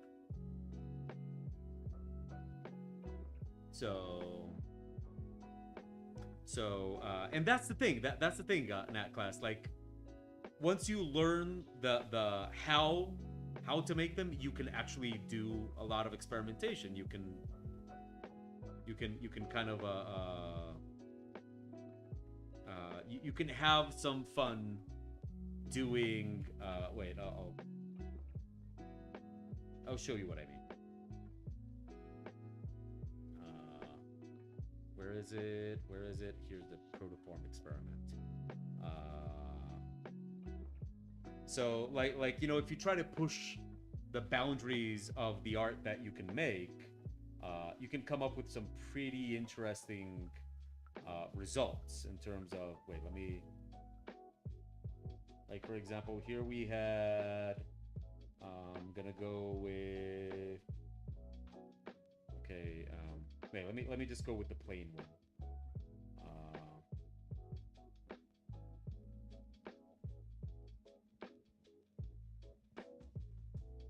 Here's a proto jaw and the bodies. Here's the proto body. So basically, you know, coming, like you can go with many different things. Like, okay, here we have lumpy body, lumpy jaw. Wait, I have to get. Goodbye, proto head. Where's lumpy head? And why? Oh, I have proto jaw activated. So, like, you know, you can. Here's raisin head. And do I have raisin body? Yes, raisin body. Let's see. Bug body. Bug jaw. Bug head. Here's angel head. Do I have angel jaw? No, angel doesn't have a jaw. And no body. Let's leave it on proto body. I have pug jaw. Wait, there's pug. Wait, pug jaw, and I have pug head. No, wait. Ah, yeah. Pug jaw.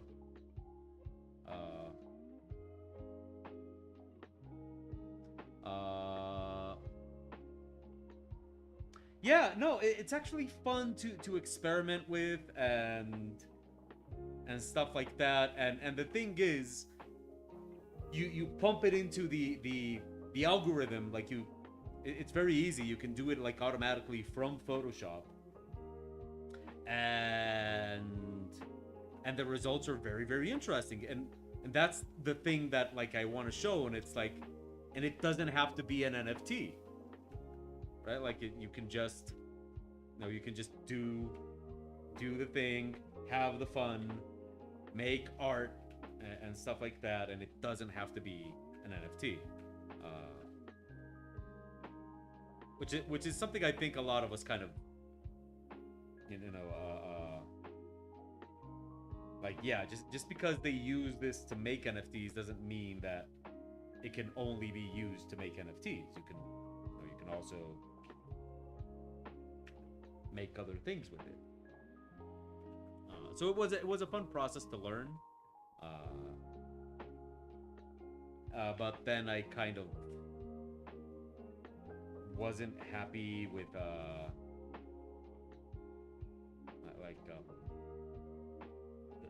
people running the thing, so I kind of said, yeah, guys, I'm out. That's it. But yeah, like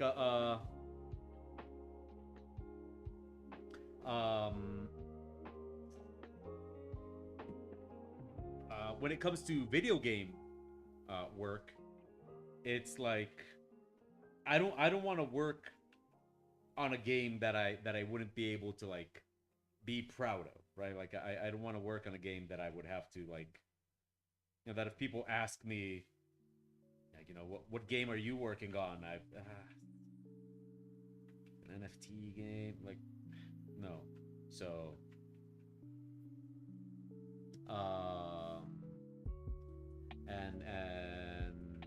and unfortunately, that's pretty much everything that's popping up.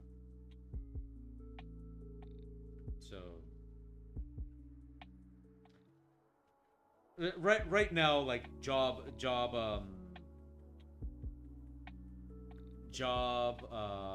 sorry.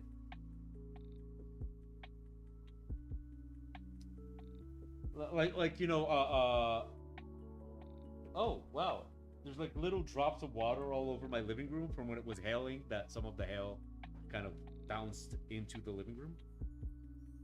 That's... Be careful you don't slip. Oh, well, I'm not on the floor. I'm actually sitting today.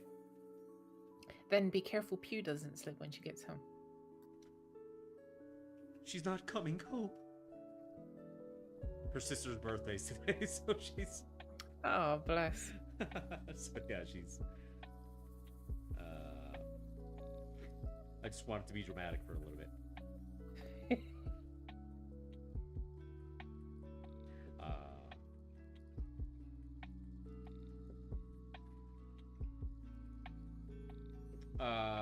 But yeah, like...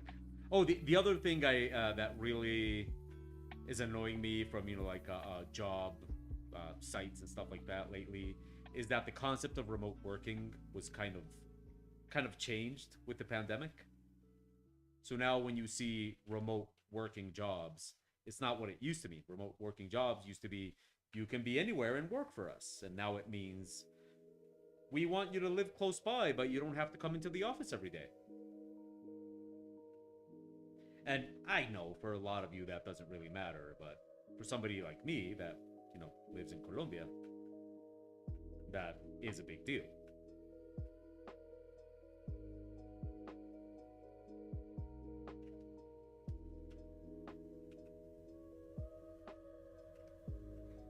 Okay, let me see this Vargir's face. There's something off on it.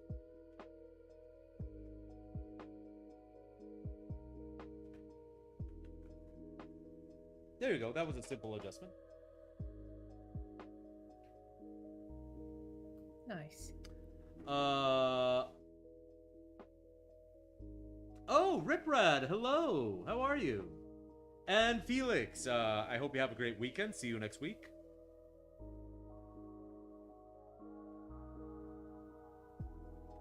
What have you been up to, Riprad? It's been a while.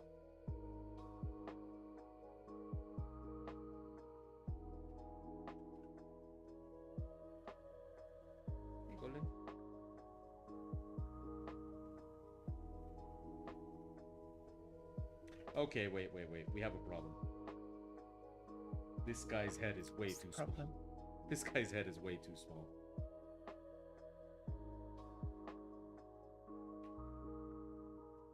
I mean, if we consider the size of the body, he is smaller than this guy.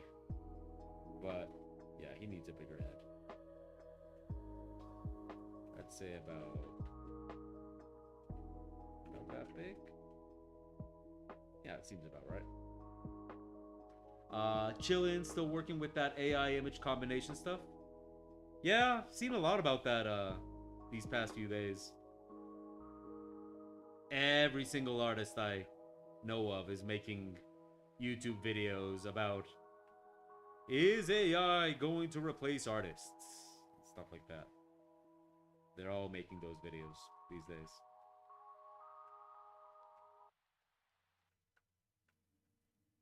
Is AI going to replace illustrators? Is AI going to replace artists? What do you think? Well, that's the thing. Like every single YouTube artist that you see is basically saying the same thing. They're all saying the same thing. It's interesting tech, but it's not going to replace artists. And bottom line, I agree. That's my thought on the issue. You know, it's interesting technology. I think it's very, very useful for certain things, but it's not going to replace artists anytime soon. But I am very, very tired of all the artists saying the same thing. So I wish for once, like one of the YouTube artists would go like a YouTube video like, is AI going to replace artists? And that his video was like, yes, we're all being replaced. The time has come. The machines are taking over. Yeah. Singularity is upon us. Run for your life, artists. It is over. It is doom. But no, they're all saying the same thing. They're all saying, no, it's not going to replace us. No.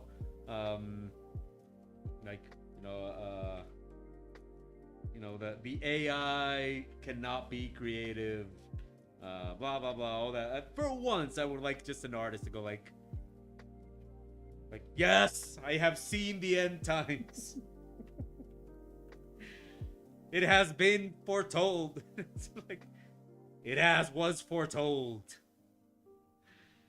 But nah, they're all like, no, AI can't replace creative thinking. And yeah, I agree, but this isn't like, I get it. AI can't be very creative, but you're not being very creative with your answer. So yeah. It's kind of like that whole. Did you see that news that like some guy that was working with Google, like that his job was to monitor a chat AI, and that he reported that he thought it had become sentient. No, Did you see that? Heard that? Oh, that was like a couple of weeks ago or something. Google had like these chat AI things, and apparently it's somebody's job to like monitor them and chat with them and see what's up and all that kind of stuff. And this guy that had that job, he reported like, yeah, the ABI has become sentient. and to that point, but I'm basically in agreement with everybody in the chat room. Like, intriguing. I wonder. But Google was immediately like, nope, it has not become sentient. Everything is all right, which makes me like, okay. Like you hire a guy to monitor something to see if it becomes sentient, and when he said it became sentient, you say like, oh no, everything's okay, don't believe him. I wonder. But it's an interesting discussion along the lines of transhumanism and what makes a human philosophies, but people aren't talking about that. I think the technology is very useful. I think it's very, very useful, and that like, I think that there's a lot of things that you don't need an artist for, and this would be very, very useful. Like, it's to me, it's a very, very similar discussion to realism in art, right? Like that, you know, like, do we need to be hyper realists in art? And we don't need to be anymore. You know, hyper realism today exists as an exercise and something that you can do if you want to, right? Like something that you can, something that you can choose to do if you want to. It, we have cameras and we have things that make it so that we don't need hyper realistic art, and now it just becomes a choice. And I think that when it comes to illustration, I would be very happy if we no longer have to illustrate everything because there is an AI that can generate illustrations that maybe don't require that much creativity. Like, if somebody tells me like, oh, I need a horse and a flower. It's like, yeah, look, there's an AI. The AI will make a horse and a flower for you, and it will even make it for you in a style. I get to focus on the interesting things, like a horse pooping a flower. That would be an illustration to make. Charlie Bell, hello. It's going well, thank you.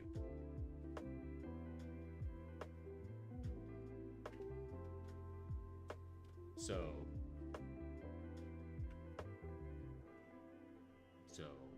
do you have any thoughts on the issue, Kat?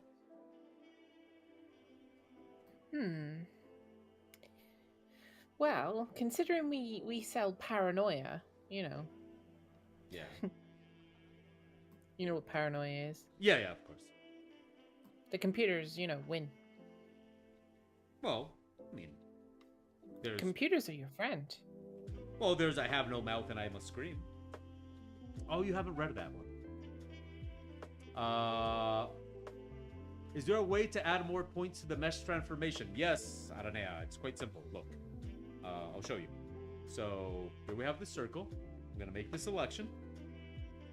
Once you get the launcher and you open the mesh transformation here, in the tool properties, you should see the number of horizontal lat. Wait, it's being covered by my face. So let's get that. Okay. So here, over here, you can see in the tool settings, the tool properties, you can, keep, you can increase the number of lattice points or reduce, however you need. So it's right there in the tool properties. Is that what you needed?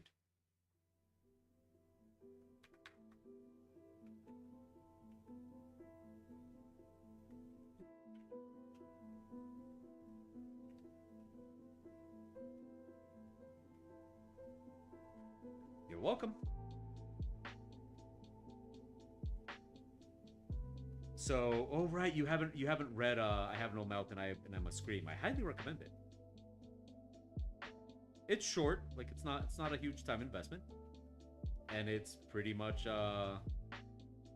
like that. It's pretty much the story that a lot of those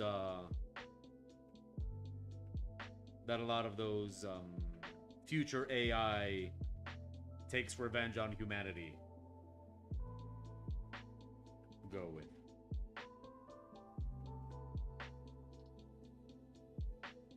Still there, Kat? Yep, still here. Oh, okay. Thought we lost you. Yeah, definitely try out I Have No Mouth and I Must Scream. It's short, won't take too much of your time. You know what it's about, or No. no? But generally, if you say I should check out something, I do it. Oh, that's. Oh, wow. You can't give me that kind of power. You know I will. I will abuse it. Oh, I know. But anyway, this one, it's about in the future. There's like all the wars and all that stuff, and so a supercomputer basically wins the war. I don't remember the name of the supercomputer. Maybe somebody in chat remembers. But anyway, after all the wars and all that kind of stuff, there's only like 6 or 7 people in the whole world that survived.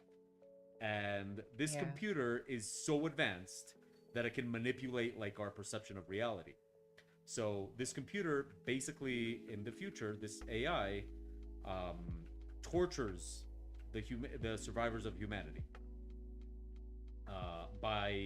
and it constantly tortures them and won't let them die. Okay. Have I seen Dorohedoro? No, I have no idea what that is. So yeah, it's an interesting short story. It's not too long. You know, you won't. It's not like a huge novel or anything like that, but it's kind of like a sci-fi horror sort of, but not scary at all. It's and it's basically a computer that's getting revenge on humanity by torturing them and manipulating their perception of reality and not letting them die. And It sounds very interesting. it's very bleak. It's like it's definitely not an uplifting. But, you know, it's not an uplifting story. But you know, a lot of bleak stories are actually interesting. oh yeah, no, this one is very very interesting, and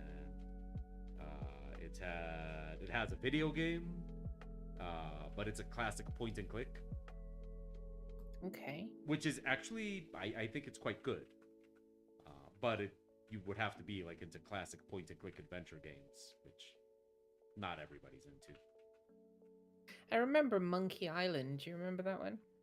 I love Monkey Island. The first ever point and click adventure. That's not true, but That's not true. It's the first one I ever played, though. oh, okay, that's different. It's the first one I ever played, therefore it is the first one. Exactly. Netflix did an animated adaptation of it.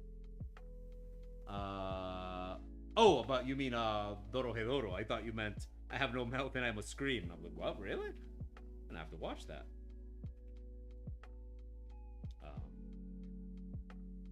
But yeah, you know, bleak sci-fi is always some of my favorite sci-fi. It always goes very well with the short story format, which is also great because you know these stories never outstay their welcome. That's actually how I discovered. Well, I didn't discover him. Yeah, I discovered him. I'm his publisher, J.R.R. Martin. You know, most people read Game of Thrones. I read Kings of Sand, or no, sorry, the Sand Kings. Kings of Sand, the Sand Kings, which I also recommend. It's quite good, really. Nothing like Game of Thrones. I'm not much into Game of Thrones.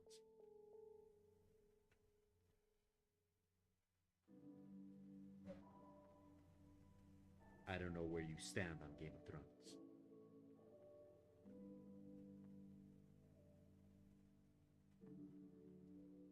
Cat, still there? Yeah, can you not hear me? Did I No, just talk my... Sorry, I was just talking and talking away there and I didn't realize my mic wasn't on. Yeah. That's what happened. I said I've seen Game of Thrones once. Now you And sound like I you're couldn't reading a just- script. Like, I'm not. Cat. Oh, I mean, me has read Game of Thrones. No, I mean I've read Game of Thrones, and she, what did she think? Well, that's the thing. I couldn't decide if I really liked it a lot. I think I need to watch it again just to be sure. That's quite a.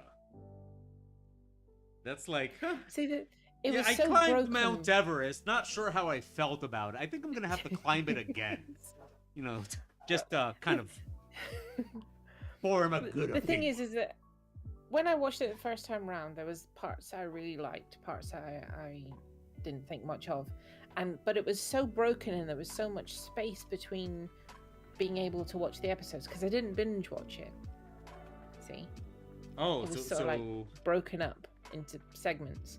So by the time I got to watch another segment of it, it was like, you know, a few months since I watched the last segment. And so I couldn't remember everything that happened, and so I couldn't decide if I really liked it or not. I think there's a lot of things that I liked about it, but I think I should watch it again, but binge watch it.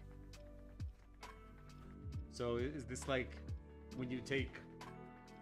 Okay, wait. Let's see. Okay. How many hours Game of Thrones?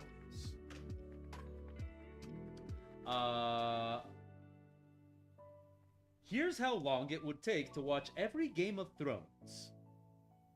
Can you not just give me a total? Oh.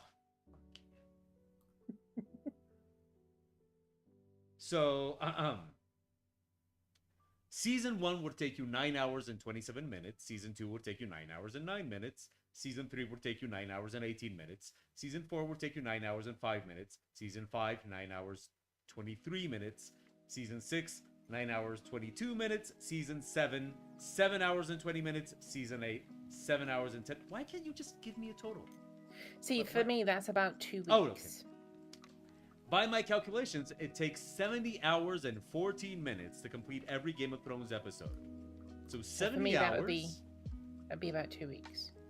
But that's like 2 weeks doing nothing other than watch Game of Thrones. No, it's only like 4 hours a day.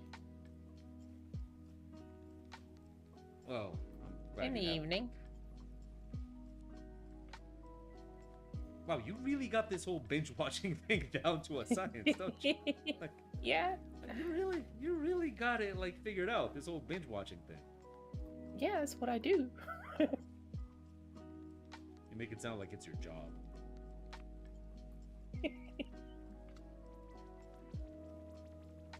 Well, I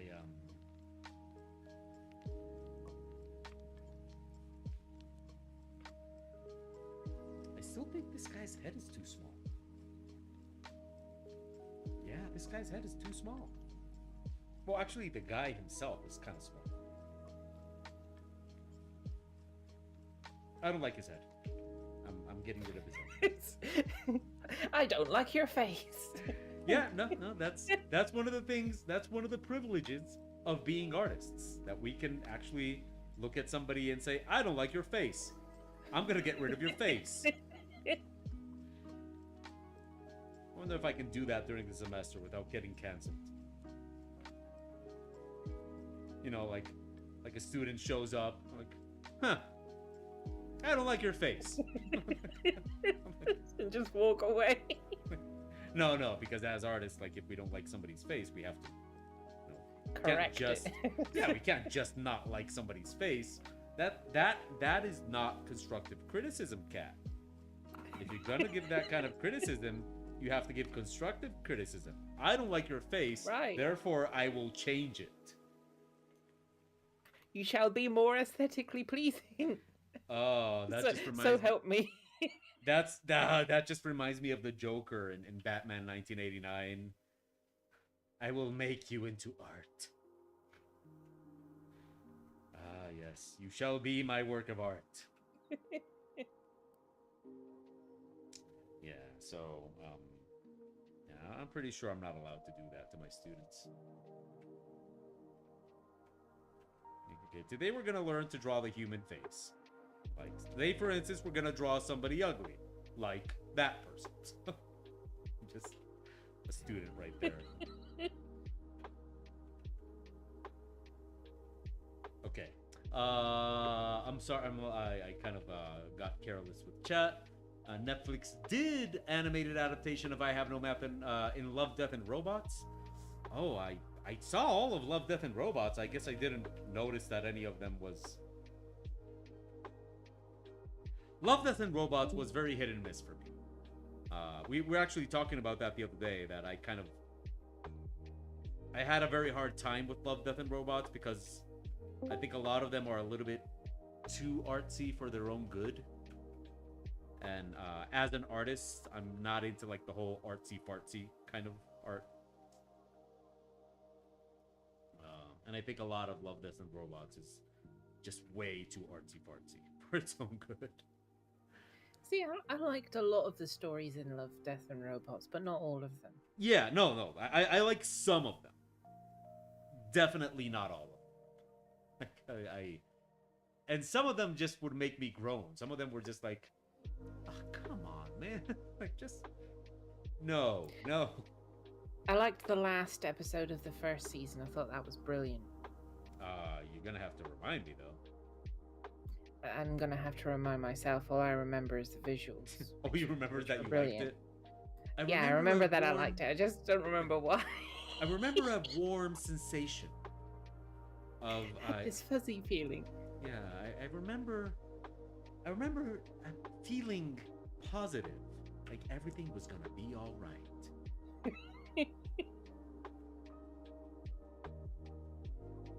So yeah, okay, let's see, which one was that? Now I'm intrigued. What did Cat I remember the one with the 3 droids with the human race has been wiped out and they're kind of doing a tour. There's one of those each season. I haven't seen the second season yet. There's 3 seasons, Cat. I haven't seen the second or third season yet. There's 3 seasons of Love, Death, and Robots, and every single season has one of the 3 robots. Right, I've only seen the first season. Okay, let's see. Okay, I'm looking at an episode list. No, Love, Death, and Robots season episode list. Like some of them were just okay. I wasn't very keen on the ones that like were definitely like not sci-fi or anything that had to do with anything like okay, I thought I was watching sci-fi animated shorts and some of them were just like absolutely not that. Wait, I'm looking up an episode list. Okay, so season 1, the 3 robots were cute. They were fun and cute.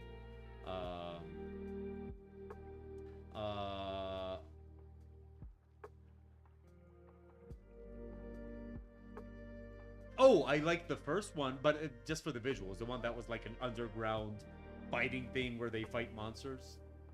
Ah, that was the one. I thought that was the last one. No, that's the first one, and that one was visually very interesting. Yes. I liked the one that was like these people like in farmlands, but that they would use mechs to like farm the land, and that there's a bug invasion, and that one I liked.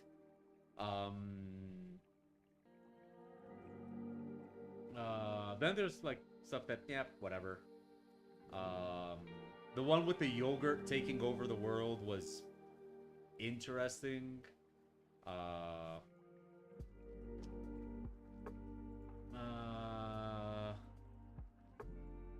The one at the garbage dump was fun.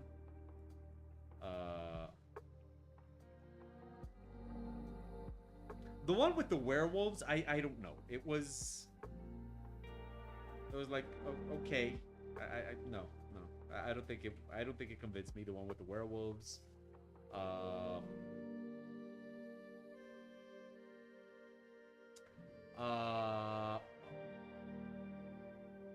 The one that's in space, that's like a woman doing a spacewalk, and that she kind of gets thrown into space, and she basically has to tear off her arm. Whoa, sorry, spoilers.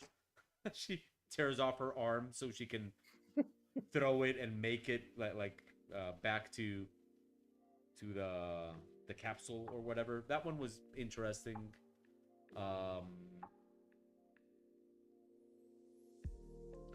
There's this other one of like a couple of dudes that are like traveling salesmen, and they stop and like hallucinate in their car, like that the world is underwater. It was pretty.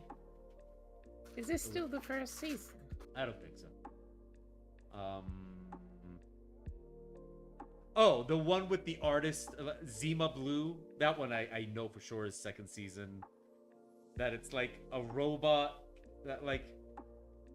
Okay, again, spoilers. So if anybody's like really into Love, Death, and Robots and hasn't seen season 2, like, definitely don't listen. But it's about like this artist, and it's like the most celebrated. It is so up its own ass. Like, it is really up its own ass. It's kind of interesting how up its own ass it is.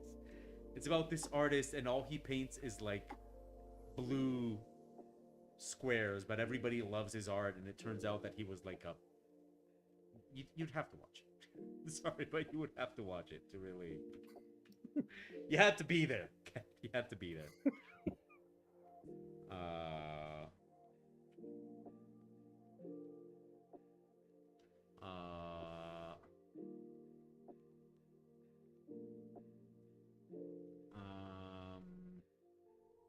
No, wait, that was season 1.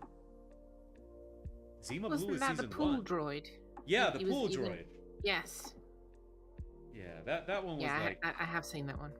Oh, okay. Yeah, that one was season 1. Yeah, that one was way up its own ass. Like, because at a moment I thought that maybe they were like gonna make fun of it, but no, they were like totally serious with it. Like, yeah. So it had an interesting style though.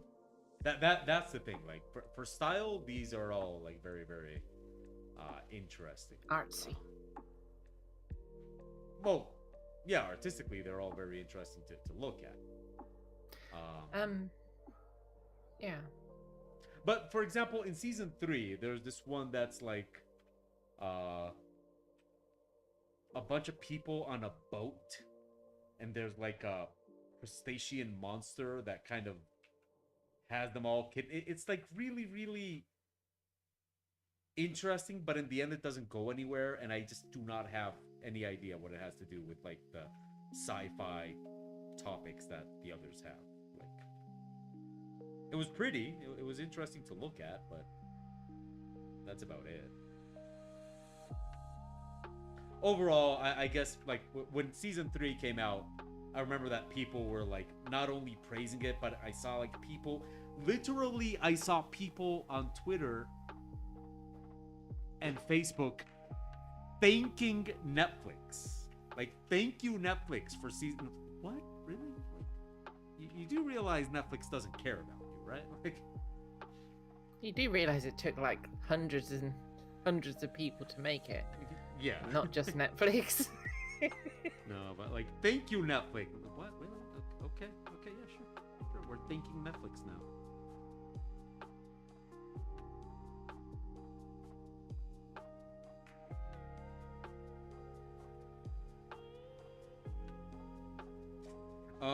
No, I still don't like his face. And now I realize that there's no women in this image, so time to But well, Embla's there.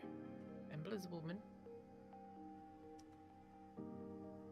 for some reason I'm almost entirely certain that when the feminists come to burn me and I tell them, but there was a woman, it was Embla, like that's not gonna I'm pretty not gonna sure fly. Yeah, I'm pretty sure that's not gonna be enough.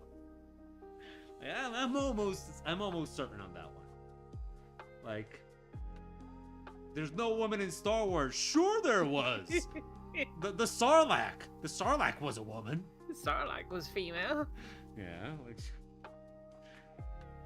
yeah, I'm pretty sure. Yeah, I like, have always, in my heart, believed the Sarlacc was female. I mean, nobody else eats that much. We can pack it away. I can't really say anything in this conversation that wouldn't get me in trouble. So I'm just gonna leave it with I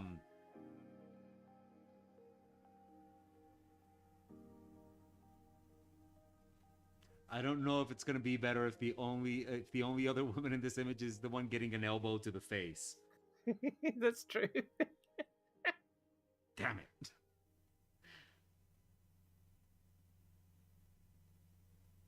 Yeah. I'll add another woman. Don't worry.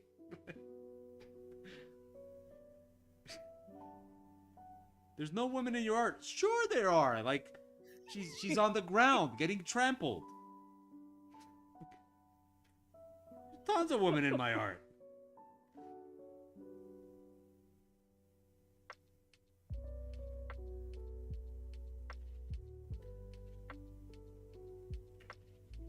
Okay, let's make this face. Facial references, please.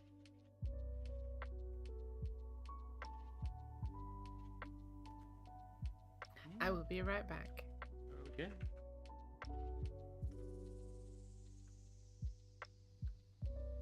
Huh. You guys wouldn't believe it if I told you that after that huge thunderstorm we just had, outside it's like a beautiful day now. Blue sky, it's almost even sunny. Welcome to my city.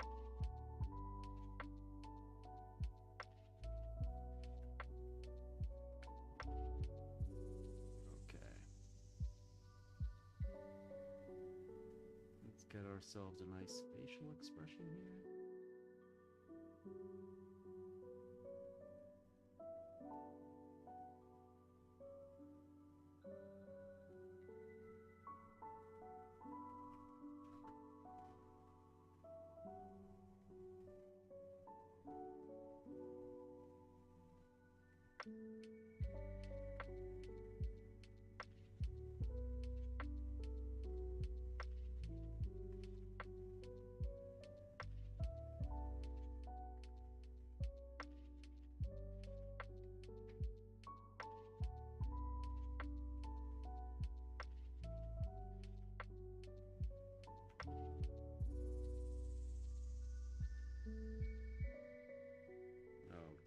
Elbow to the face.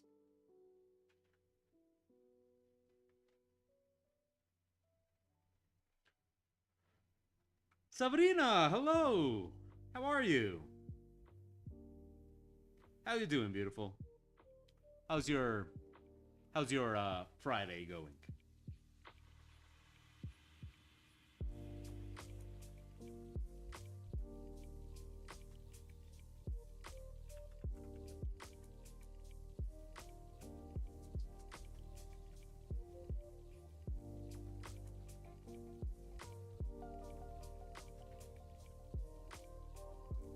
What have you been up to? How's your week?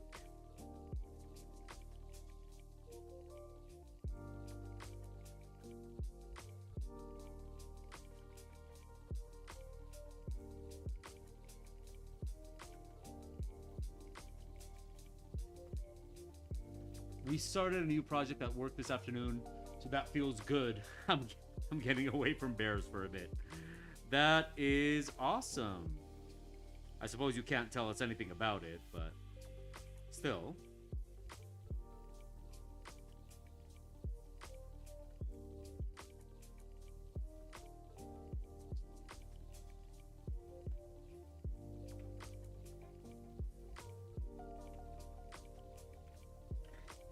Such is the nature of NDAs. Okay, I like that expression. I like this expression. Yeah, this one is gonna work.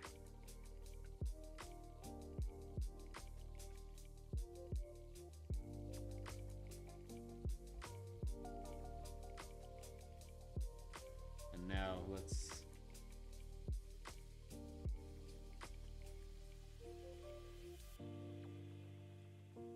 Ah, too bad I can't show her ear. Such a good ear. Oh, well. Such is life. It's another mobile game. The selling factor is that this one is sexy ladies. So, yeah, that's quite different.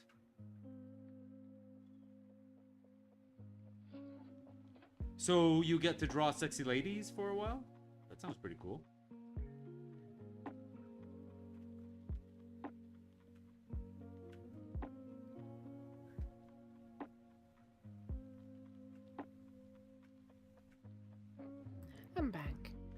back, cat. Thank you.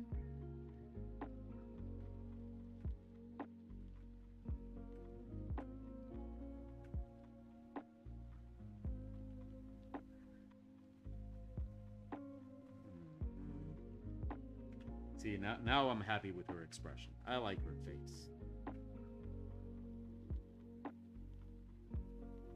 Her face will be acceptable.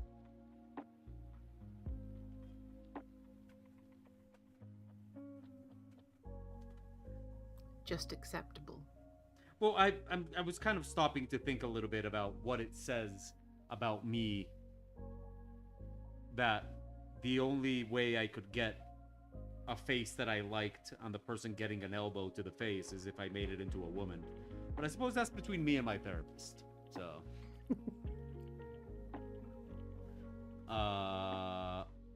Our cover person is a lady, though. So that's what I get to work on a bit until he approves her design.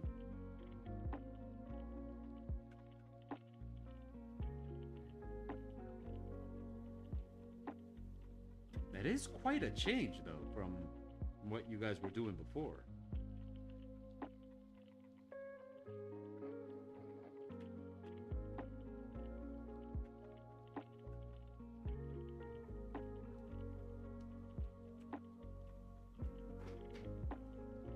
Because that's what you do. You go and you elbow some people in the face. For justice.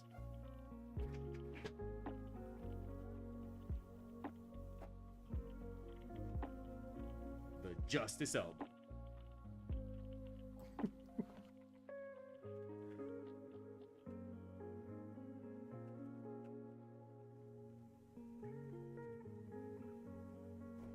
Okay. Next person. Let's do those on another layer. The company I work for makes games for others, so they come to us with... Ah, okay. That explains the change. That explains the change.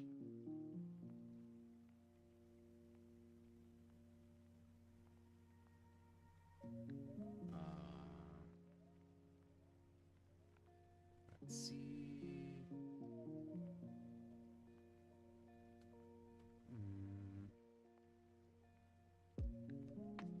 Give me a sec. I'll find somebody.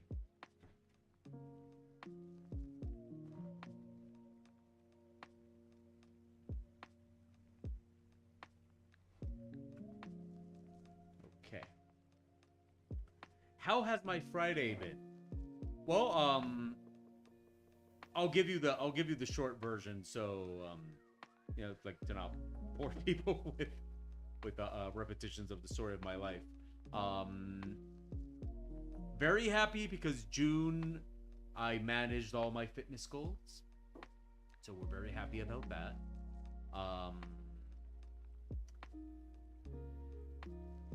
Working on this image for Mongoose, and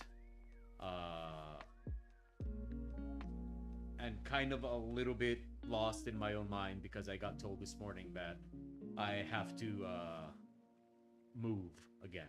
So yeah, they're selling the apartment that I live in. So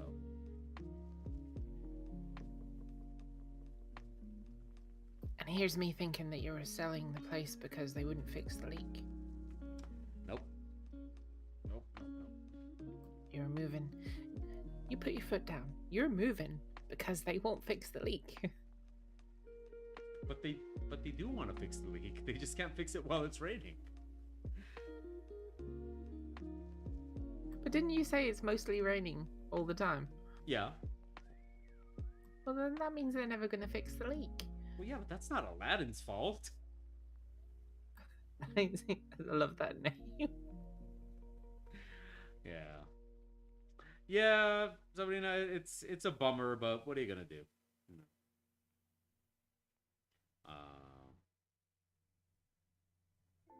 Yeah, we gotta move in November again.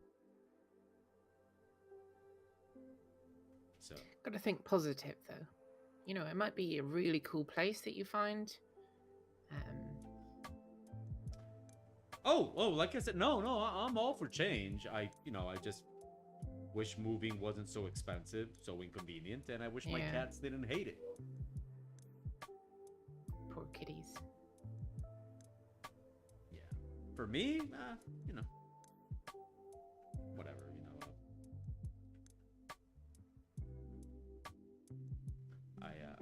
I can deal with it, but the cats definitely do not enjoy dealing with it.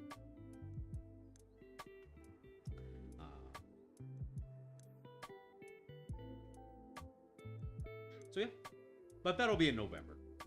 So.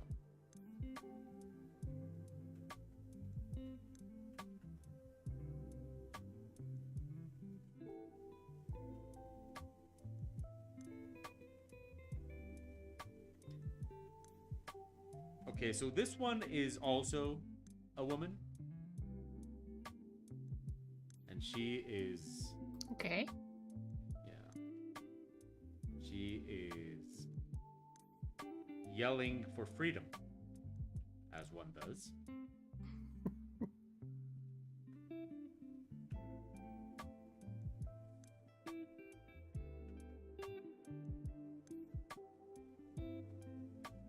As you do. As you do.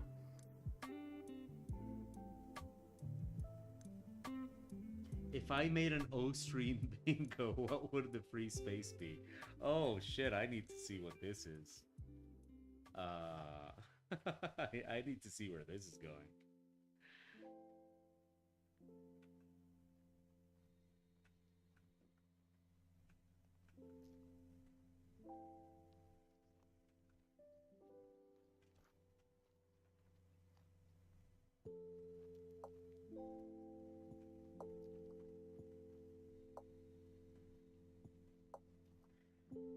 But no, I think the free space is that it happens every stream, so everybody that's playing the bingo gets it. No? Am I understanding that correctly?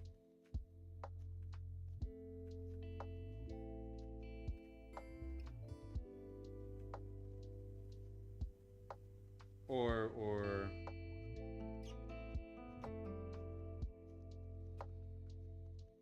yeah, the free space is something that happens every stream, therefore, everybody gets it.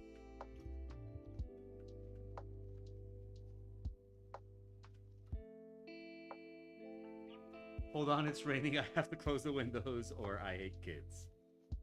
And soccer. And sandals. And Crocs.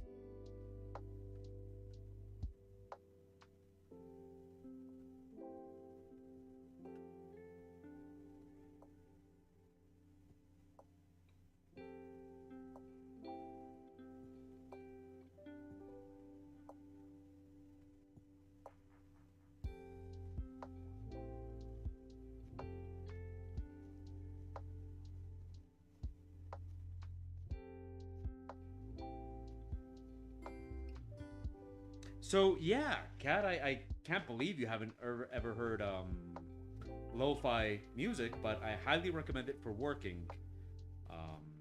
Okay. But there's not. I mean, normally. What? Normally, when I work, I've got Spotify on in the background. Well, they have a Spotify channel. It's called Lo-Fi Girl. Okay. I'll send you a link. Okay, cool. But it is chill music. Like that is definitely important to keep in mind, that it's chill music. It's not like okay.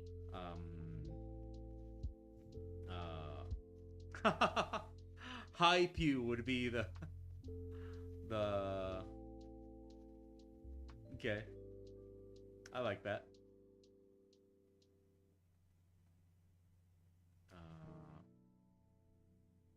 Okay, I'm gonna send it to you. So yeah, it's chill music. So like, if you're looking for something a little bit more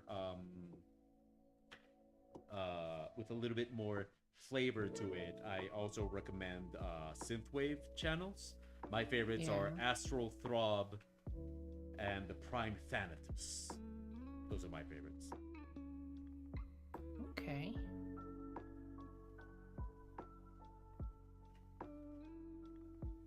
Yeah, I listen to those, and when I'm tired of music, these days I've been watching some YouTube videos that I've really been enjoying, by a YouTuber called Noah Caldwell Gervais, or however you pronounce that last name. And he does like these long video essays about video game series and stuff like that, and they're very well, like they're excellent to listen to if you like the video game in question. And his last one, the one he put up this week, is like 4 hours and 50 minutes, and it's about Bloodborne, Sekiro, and Elden Ring, and it's really like his. I really like his. It's just great to kind of put on and work to, so I highly recommend that one. I don't know if anybody in chat has ever seen or heard Noah Caldwell Gervais, or however you pronounce that last name, because I don't know. How do you pronounce that one? You know that British comedian, Ricky. Is it Gervais? Ricky Gervais? Gervais. It's Gervais. Gervais. Oh, okay. Yeah. Noah Caldwell Gervais. Really good stuff.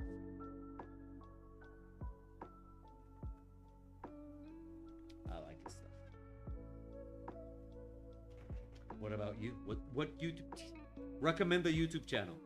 Got. You know, you come here, you take. You can't watch YouTube? Okay, so there is this one channel I watch quite frequently. Wait, but you just said you can't watch YouTube. So let's stop there and focus on that. Can't watch YouTube? No, I can watch YouTube. But you just said you couldn't. No, I don't often get to. Why? But when I do get to watch YouTube, no, but why? No, wait, let's clarify the whole. Because I'm working all the time. And you can't watch YouTube while you work? No, it's distracting. I can listen to stuff. Well, but yeah, if I but have like a. Oh, did you know that you can actually listen to YouTube without looking at it? Doesn't even get angry. See, if I know that there's a screen there with something to watch on it, I'm gonna watch it. Oh wow. That is that opens a lot of possibilities, Kat. It's just the way it is. Okay, so what were you gonna recommend? Well, there's this one channel that I would highly recommend. Is it that toy review channel? Because I'm not gonna watch that shit. No, it's this channel called Obsidian Abnormal. It's fucking brilliant. Oh, I don't know. Is he bald? I don't do bald people. Is he bald? Yeah, I'm sorry, he is bald. You know, he's got designer stubble and stuff. Right. Designer stubble, right. Oh, yeah. I don't know. Nothing I can do about it right now. You'll need to go up to him and say, I don't like your face.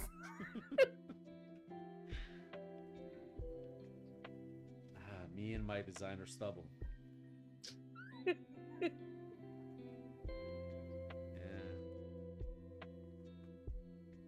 Just, you know, after I shaved it this morning, I was looking in the mirror thinking, I wonder if this works.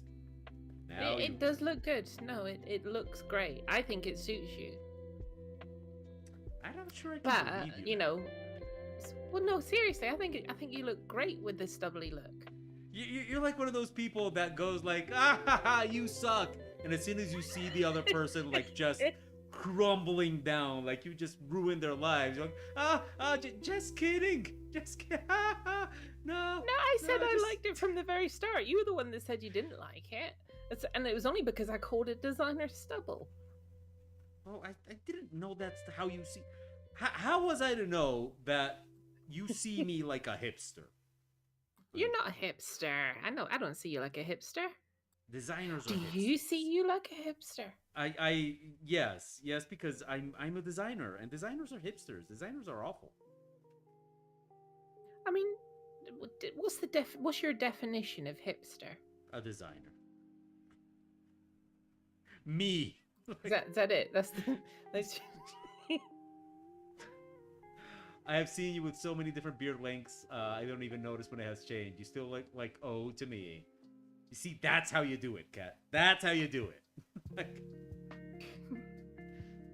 like she might be thinking she hates it, but that just makes me feel all warm and fuzzy inside. Now I'm like, oh, I still, fuzzy. yeah, I'm just here. I am thinking I still look like O to Sabrina.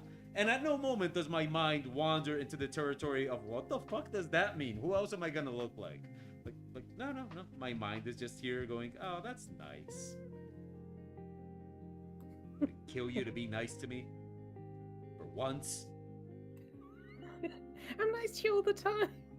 I'm nicer to you than I am to anyone else because you know you do good art. Wow, that's gotta suck for Sandrine though. Well, nice. I mean, she's used to it. She's not nice to me either. Okay. Wow. Okay. No, I love her to bits. Right, with the exception of Sandrine. I mean. Oh, okay, okay. See, now you're just moving the goalpost. Now you're just moving the goal. I'm nicer to you than I am to anyone else, except this long list of people. Like, except Sandrine. Wow, just the one. And the people at the office, and the country of Denmark. I mean, come on, you just gotta love the Danish. Well, the Danish are cool. Yeah, I mean, come on. And then there's the people from Mexico, because I just love saying chimichanga. And so that's a good word. There's the Asian continent, because when people do a drastic haircut or something and it really changes their look, that's what I mean by you looking at you still. It's not that big of a change. I know what you mean, but I have to admit that when I look in the mirror, I still am not registering as myself. Like, I mean, I just did it this morning. Give it some time.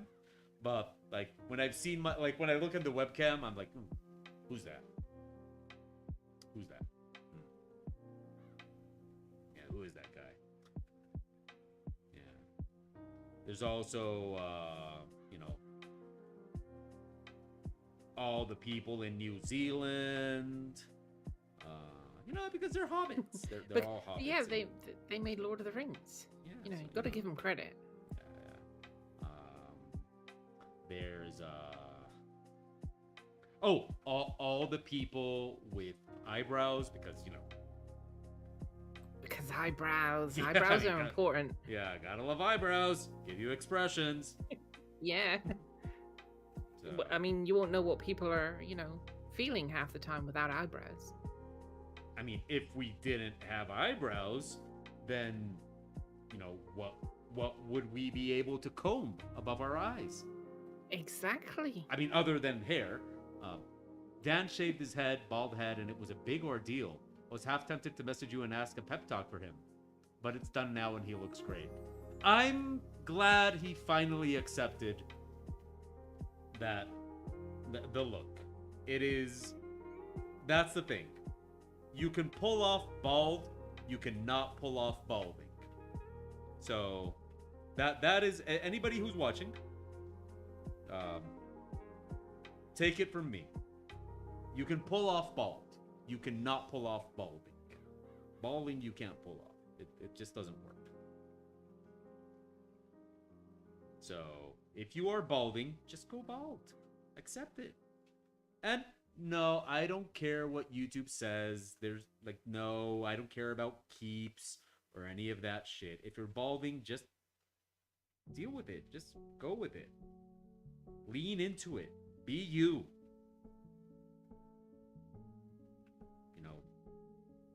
And wear sunscreen. Because that does happen a lot. I remember that song. Wear sunscreen? Yeah, it's a song. It's a song? Yeah. It's the sunscreen song. Is this like a British thing? No, it was an American who sung it. The sunscreen song? Seriously, Google it.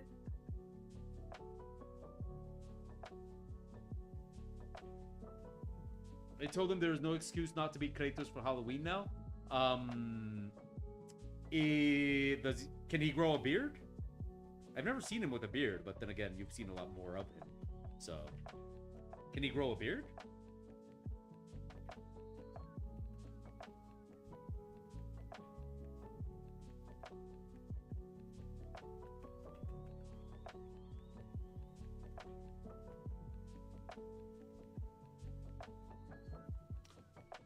Because I've wanted to be Kratos for Halloween for a while, but I have to get way, way, way buff to pull it off.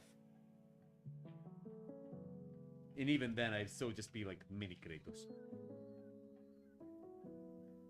Which can be a thing, you know. We can be mini Kratos.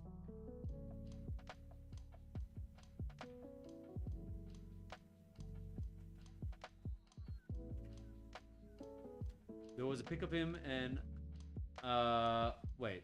He had a beard in that? Let me see. I guess I'm just focused on you, I guess. Oh, he does have a beard! Look at that!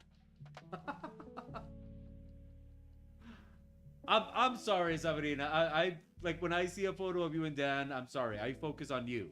So, yeah, look at that. He has a beard. Huh. And a full beard, too. It's not like even patchy or anything. He grows a nice beard. Huh. What do you know? There was a guy with you in that photo.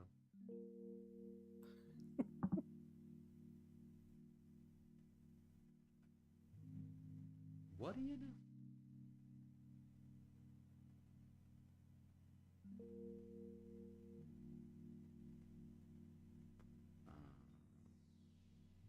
Does anybody here know anything about like the situation of airlines and stuff like that? Lately, I see so many people complaining that their flight got overbooked and that it's gonna be delayed because it got overbooked, and apparently that's happening a lot lately.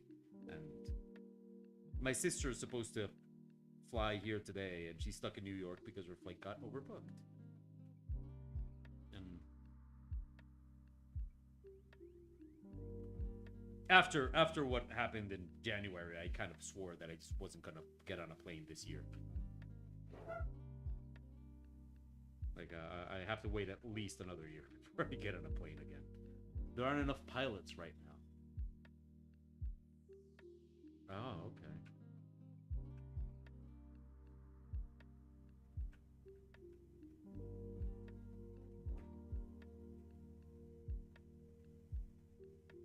I remember when I was a kid, pilot was like one of those aspirational jobs, like, you know, like one of those ideal jobs.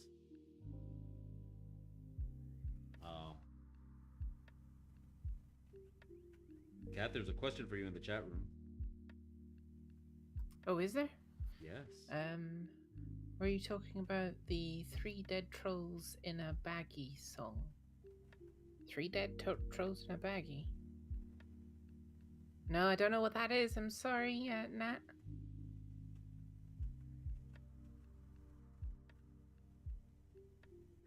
By the way, there's about a 15-second lag now on YouTube. Really? It's extended. Yeah. Oh. I wonder what that's about. Yeah, the Wear Sunscreen song. I don't remember the lyrics.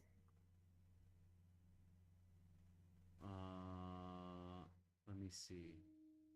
Maybe. Yeah, let's go with the porthole. Yeah. Baz see. Luhrmann was the singer.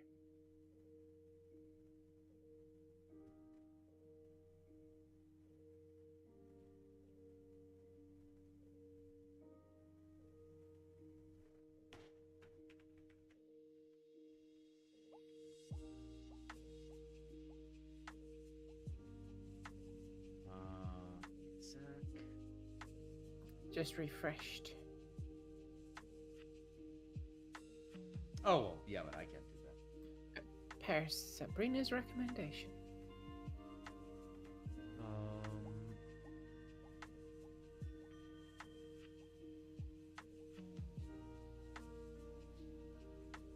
There was a parody of that song I grew up with called the Sunscreen Song. The Sunscreen Marketing Board by Three Dead Trolls in a Baggie. Wow, that is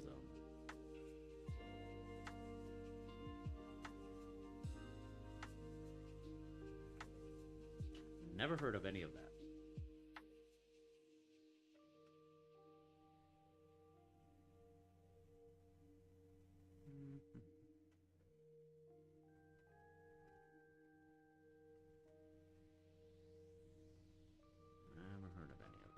But it's okay, Sabrina. After I refreshed, it's like 4 seconds now.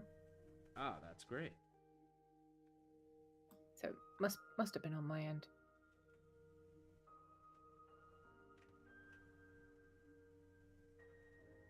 So yeah, that's the advice I would give to any new bald man. Wear sunscreen, which I really don't do enough. And if you ever need any pointers on shaving your head, I do actually have advice for head shaving. You know, I've been doing it for, let's see, wow, 19 years I've been bald.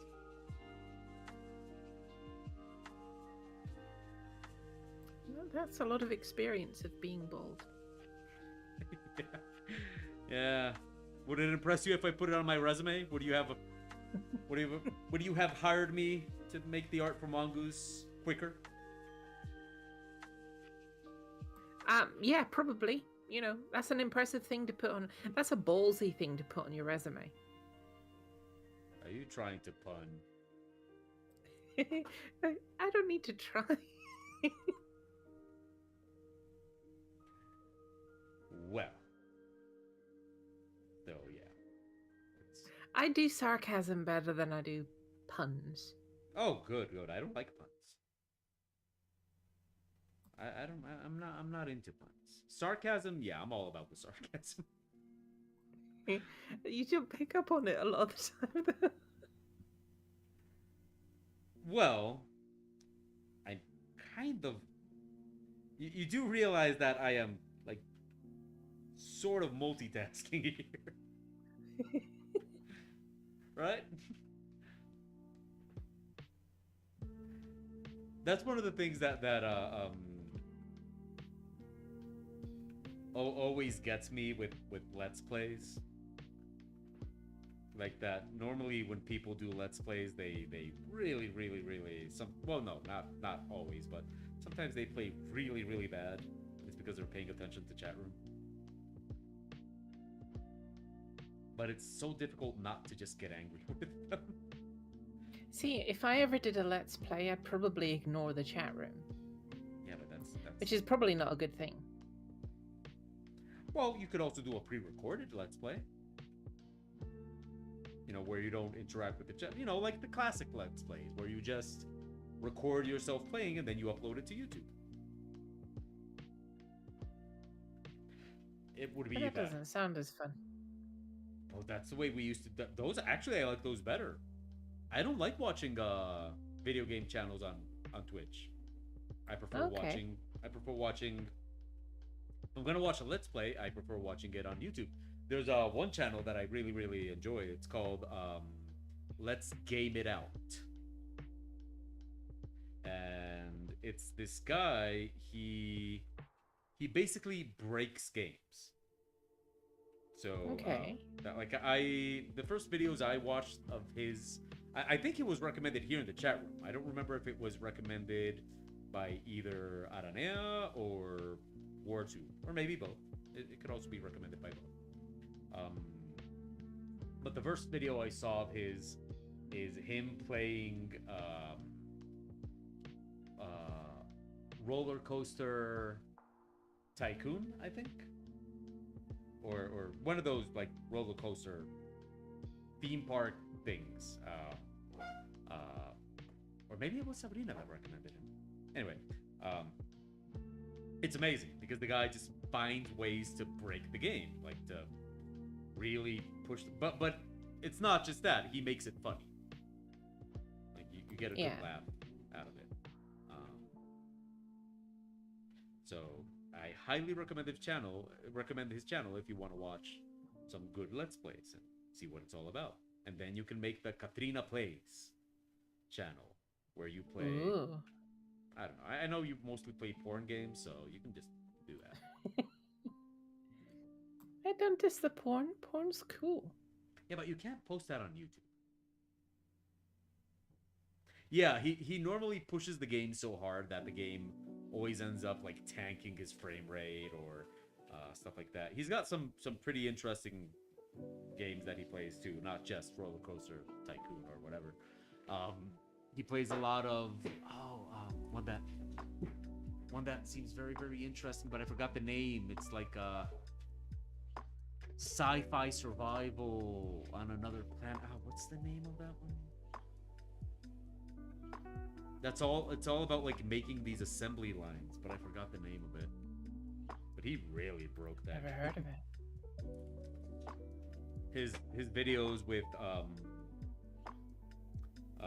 cooking simulators and stuff like that. The blacksmithing one, I think that's called Hydroneer. But yeah, they're really, really good. Very, very recommended.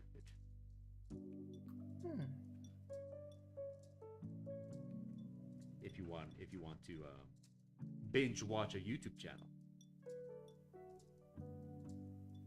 I'd rather binge watch a sci-fi series. Satisfactory. Thank you, Sabrina. Yes, Satisfactory. What is Satisfactory? It's a sci-fi assembly line survival game, I suppose is how I would define it. How would you explain? Because I actually think Kat would enjoy Satisfactory, Sabrina. So how would you explain that to her? Yes, I do. The game's called Satisfactory, sorry, Katerina. It's called Satisfactory. But is it satisfactory? It's in the name.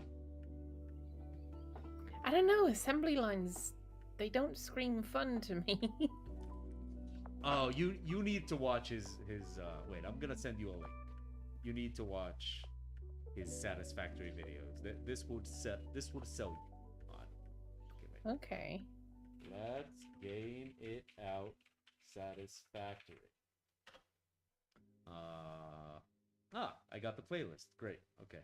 So beautiful playlist, and if I want to share it, I can share it, copy, and post it on your Discord.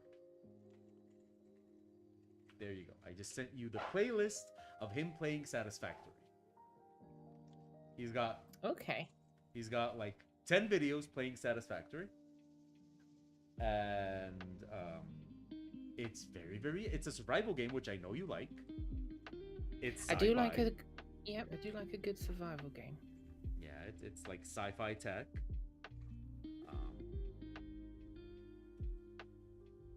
So, although I don't know, maybe you'll watch it and say like, that's not a survival game. And I'll say, Kat, I find it difficult to care.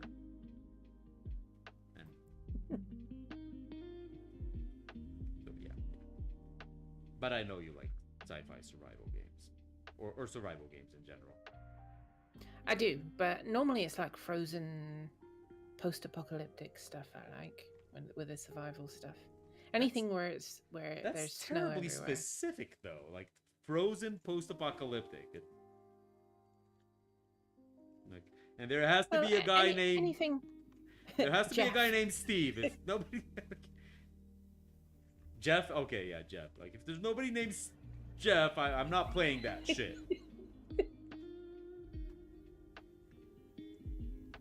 You gotta have Jeff in a survival game. Interesting definition from Sabrina. Sabrina says, if you can die from outside sources, it's a survival game. Ooh, that's interesting. What do you say? Define outside sources.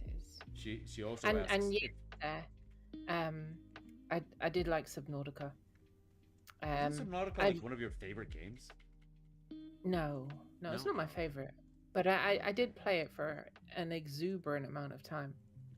So why do you hate Subnautica? Actually, if I open my Steam, they can tell me how many hours I spent on it. I am curious now.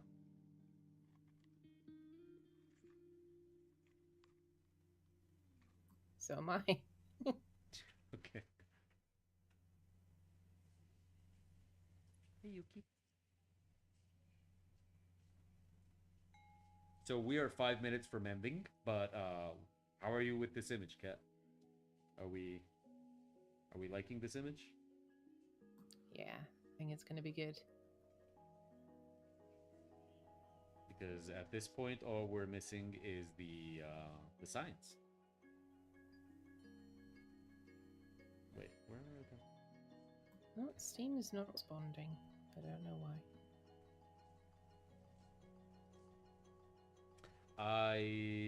I've never been able to find a survival game that I've liked. I really, really, really wanted to get into No Man's Sky because it looks so interesting, No Man's Sky, and I really, really wanted to get into it, but I just haven't been able to get into the survival aspects of it. And when you play it like in that creative mode where there's, you know, like you're immortal and you got all the resources, it's just there's no challenge and it ceases to be fun. But I can't. The only survival games I like are short, so I'm gonna guess you like Don't Starve. Actually, I don't know. I don't even know if that's short. I just went with a wild guess. I don't know if I hit it. Maybe you hate that game. How dare you tell me I like Don't Starve?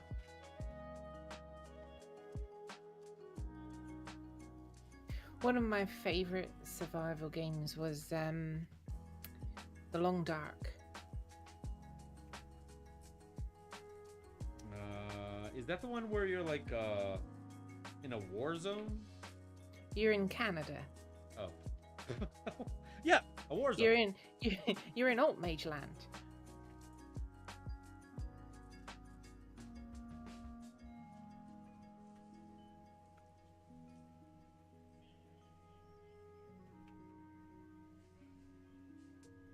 Yeah, never been able to find one that captures me.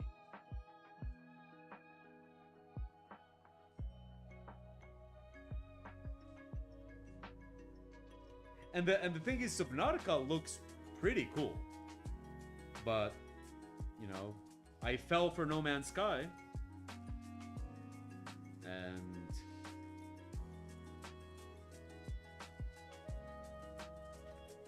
just did not get into that one.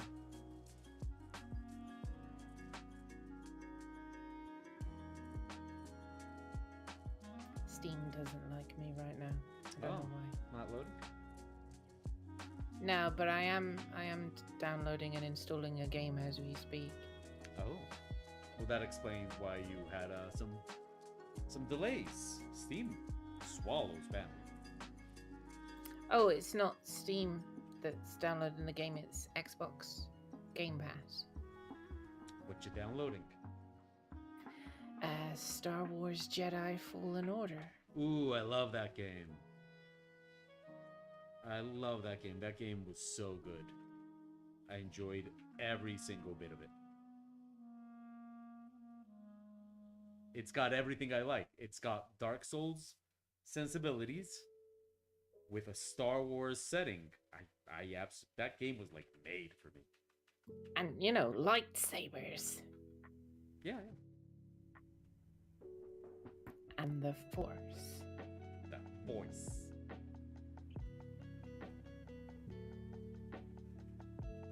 Okay, this is ready for color. Nice. I normally don't draw that many people, but anything for you, Ken. Aww.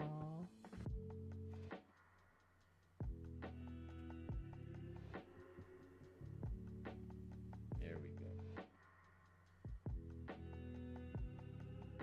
They're all very angry. Well, I mean, okay.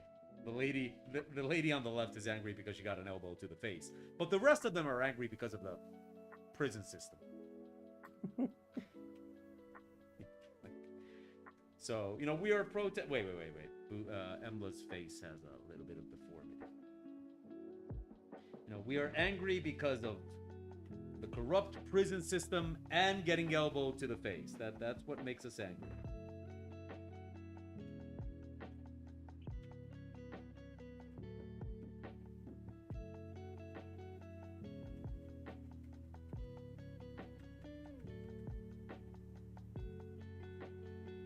Well, thank you. I used my Pinterest reference board, which you can all check out if you want. It's on my Pinterest and it's called Faces to Draw.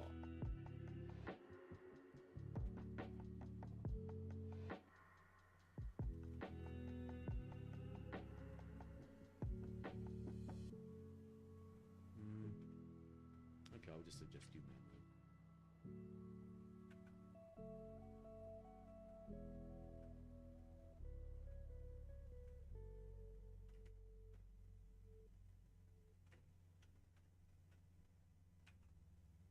And of course, I had to include a Vargear because Vargears forever. Because they're Vargears. Of course. So it is 5:02 p.m. and that's gonna be it from me today. Thank you so much for hanging out with me. Kat actually gave me an idea today. I was thinking about running it past you guys. Do you guys prefer it if I stick to one platform, like if I always stream, be it on YouTube or Twitch? Or would you guys prefer if like I did Wednesday one and Friday the other? So like, I don't know, Wednesday YouTube, Friday Twitch, something like that. Or do you think it's better if I just stay on one? Well, do you guys have any thoughts on that?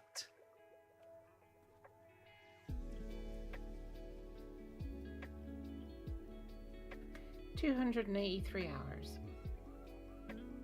Of Subnautica? Yeah. I'd say you like it. Yeah, it's pretty good. I mean, it's not 1,000 hours good, but... Oh, that's not the most hours I've clocked in a game. That would be Elite, right? I mean, the Long Dark has got 429.7 hours. But what about Elite? I don't know. That's not on Steam. Nah. The only opinion, I have is it's very difficult for me to get notified when it's a YouTube stream. So I have to know that's where you're going to be. But if I figured out the YouTube notification thing, because for example, I have received notifications that people I'm subscribed to on YouTube are going to stream. So I know I know YouTube does that. So if I figured that out, would that be a solution?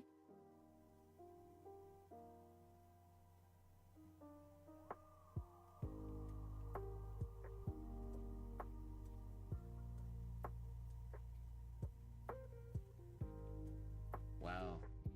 We just had like a thunderstorm with hail, and right now it's like beautiful outside. Blue sky, sun, everything. You have such weird...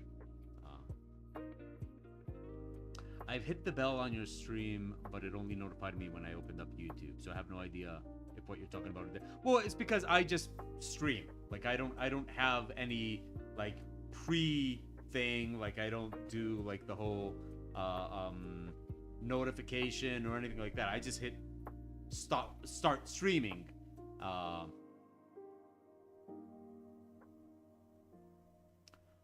My thing with YouTube is that notifications only have ever worked for me if I'm already subbed. I don't know how outside people are to find you. Because there's something in the back of my brain that's telling me that the ideal thing would be for me to stream on Twitch and post videos to YouTube. And if I can finally stop postponing my videos on YouTube and just actually make videos and post them on YouTube, then that would be the best solution for all of us. And I think we would all finally find happiness. So maybe I just answered my own question. Maybe that's what I need to do. I need to stream on Twitch and post videos to YouTube. And then we will finally be happy. So Does sound sensible. it is good to be happy. I once tried it. It felt nice. I remember that time. Oh well. Anyway, Kat, thank you so much for joining us. Thank you for having me. Kat, guess what we're finishing next week? JTAS and Yes, Boon we Embla. are. Yes, we are finishing JTAS next week. The biggest project I've ever worked on. I remember when I was drawing Zoe Tran that I tattooed her with the number of images I had done for JTAS because for some reason I thought that was going to be it. And it was 95, if I'm not mistaken. And we're going to have to do a new count for it, but it's I mean, past... technically, Boon Embla isn't part of JTAS. It's kind of like an add-on, but it's not really JTAS. But it's in the same format. It's the same project. It's the same project. Well, yeah, me. it's the Like, same project. Yeah, it's the same project. So this project has now gone over 100 images. So it is the biggest project I've ever worked on. So Yay! next week we finish JTAS. According to the schedule, we should be finished with this project by Friday. So it is very exciting because we've been working on this since December, maybe even November. No, it's been a while, hasn't it? Yeah. And the one that's coming up after JTAS is just, I am so looking forward to it. I'm gonna get to draw like such interesting creatures. I don't know if Kat like took my suggestion of the cosmic asses as a playable race in Traveler. I'd play one. Yeah, but yeah, there's so many because our next project is the Aliens of Charted Space, and there's like some really cool ones there. So that like next week we finish JTAS, and oh, thank you, Aranea. I hope you find useful things there. I normally put any reference I'm looking for there. So anyway, that's gonna be it for today. Kat, thank you for joining us. I hope you have a good Thank weekend. you for having me. Ditto. Oh right, you're I gonna hope be we all shopping. have good weekends. Yes, I'm buying some clothes or something. Yeah, I don't know how the laws on nudity are in England, but I'm glad I don't have to worry about you getting arrested anymore. so, so am I. Yeah, awesome. Anyway, you have been watching the Ministry of Abnormality Third Star broadcast, and I have been your host, Abnormal. Today has been Friday, July 1st of 2022. It was an eventful, interesting week, and I hope you all have a great weekend. Thank you, everybody, so much for watching. Thank you for hanging out with me. I love some of you. I don't like it when, like, streamers and YouTubers say, I love you all. I don't love all of you. I love some of you. And you know who you are. The rest of you have to work on it. The rest of you need to, like, do some self-reflection to earn my love. But some of you I love. Next week, so I think next Wednesday we'll be on Twitch. We did our little experiment. We made some decisions. So next week we'll be on Twitch. What else was I gonna say? I think that's it. We will be back next Wednesday. Thank you everybody so much for watching. Also, even though they're not here, happy birthday to Mal, whose birthday was on Sunday. And happy birthday to Altered Mage, whose birthday is today. So I hope Happy you all birthdays. I hope you all have a great. When is your birthday, Kat? October. So is mine. I know. Oh. October what? 28th. Ah. Mine is better. Like my car. My car is better than your car.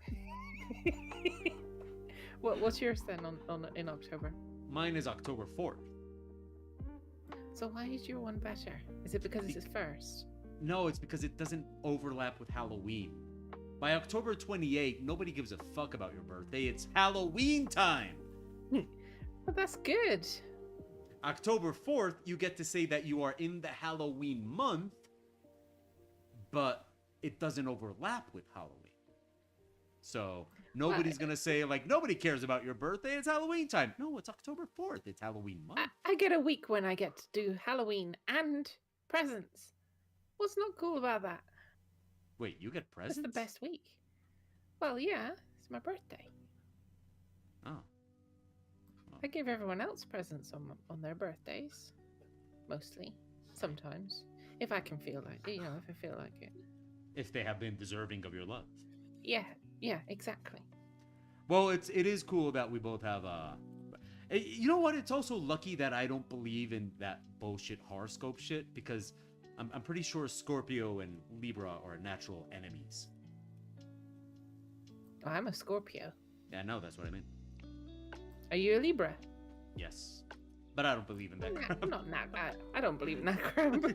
I don't believe in that crap, so but even though like it's good that I don't, because we would have to be mortal enemies.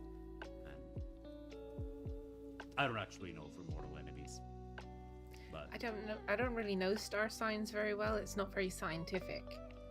I know that every time I see somebody saying that they're having a bad week because Mercury is in the bad place, I always kind of my eyes roll to the back of my head and think, oh wow, and you point exist. And laugh.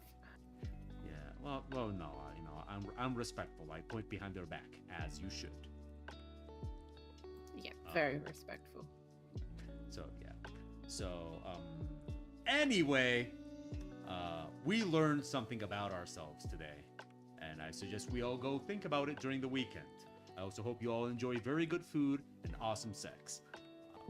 I will be back on Wednesday, and until then, good hunting.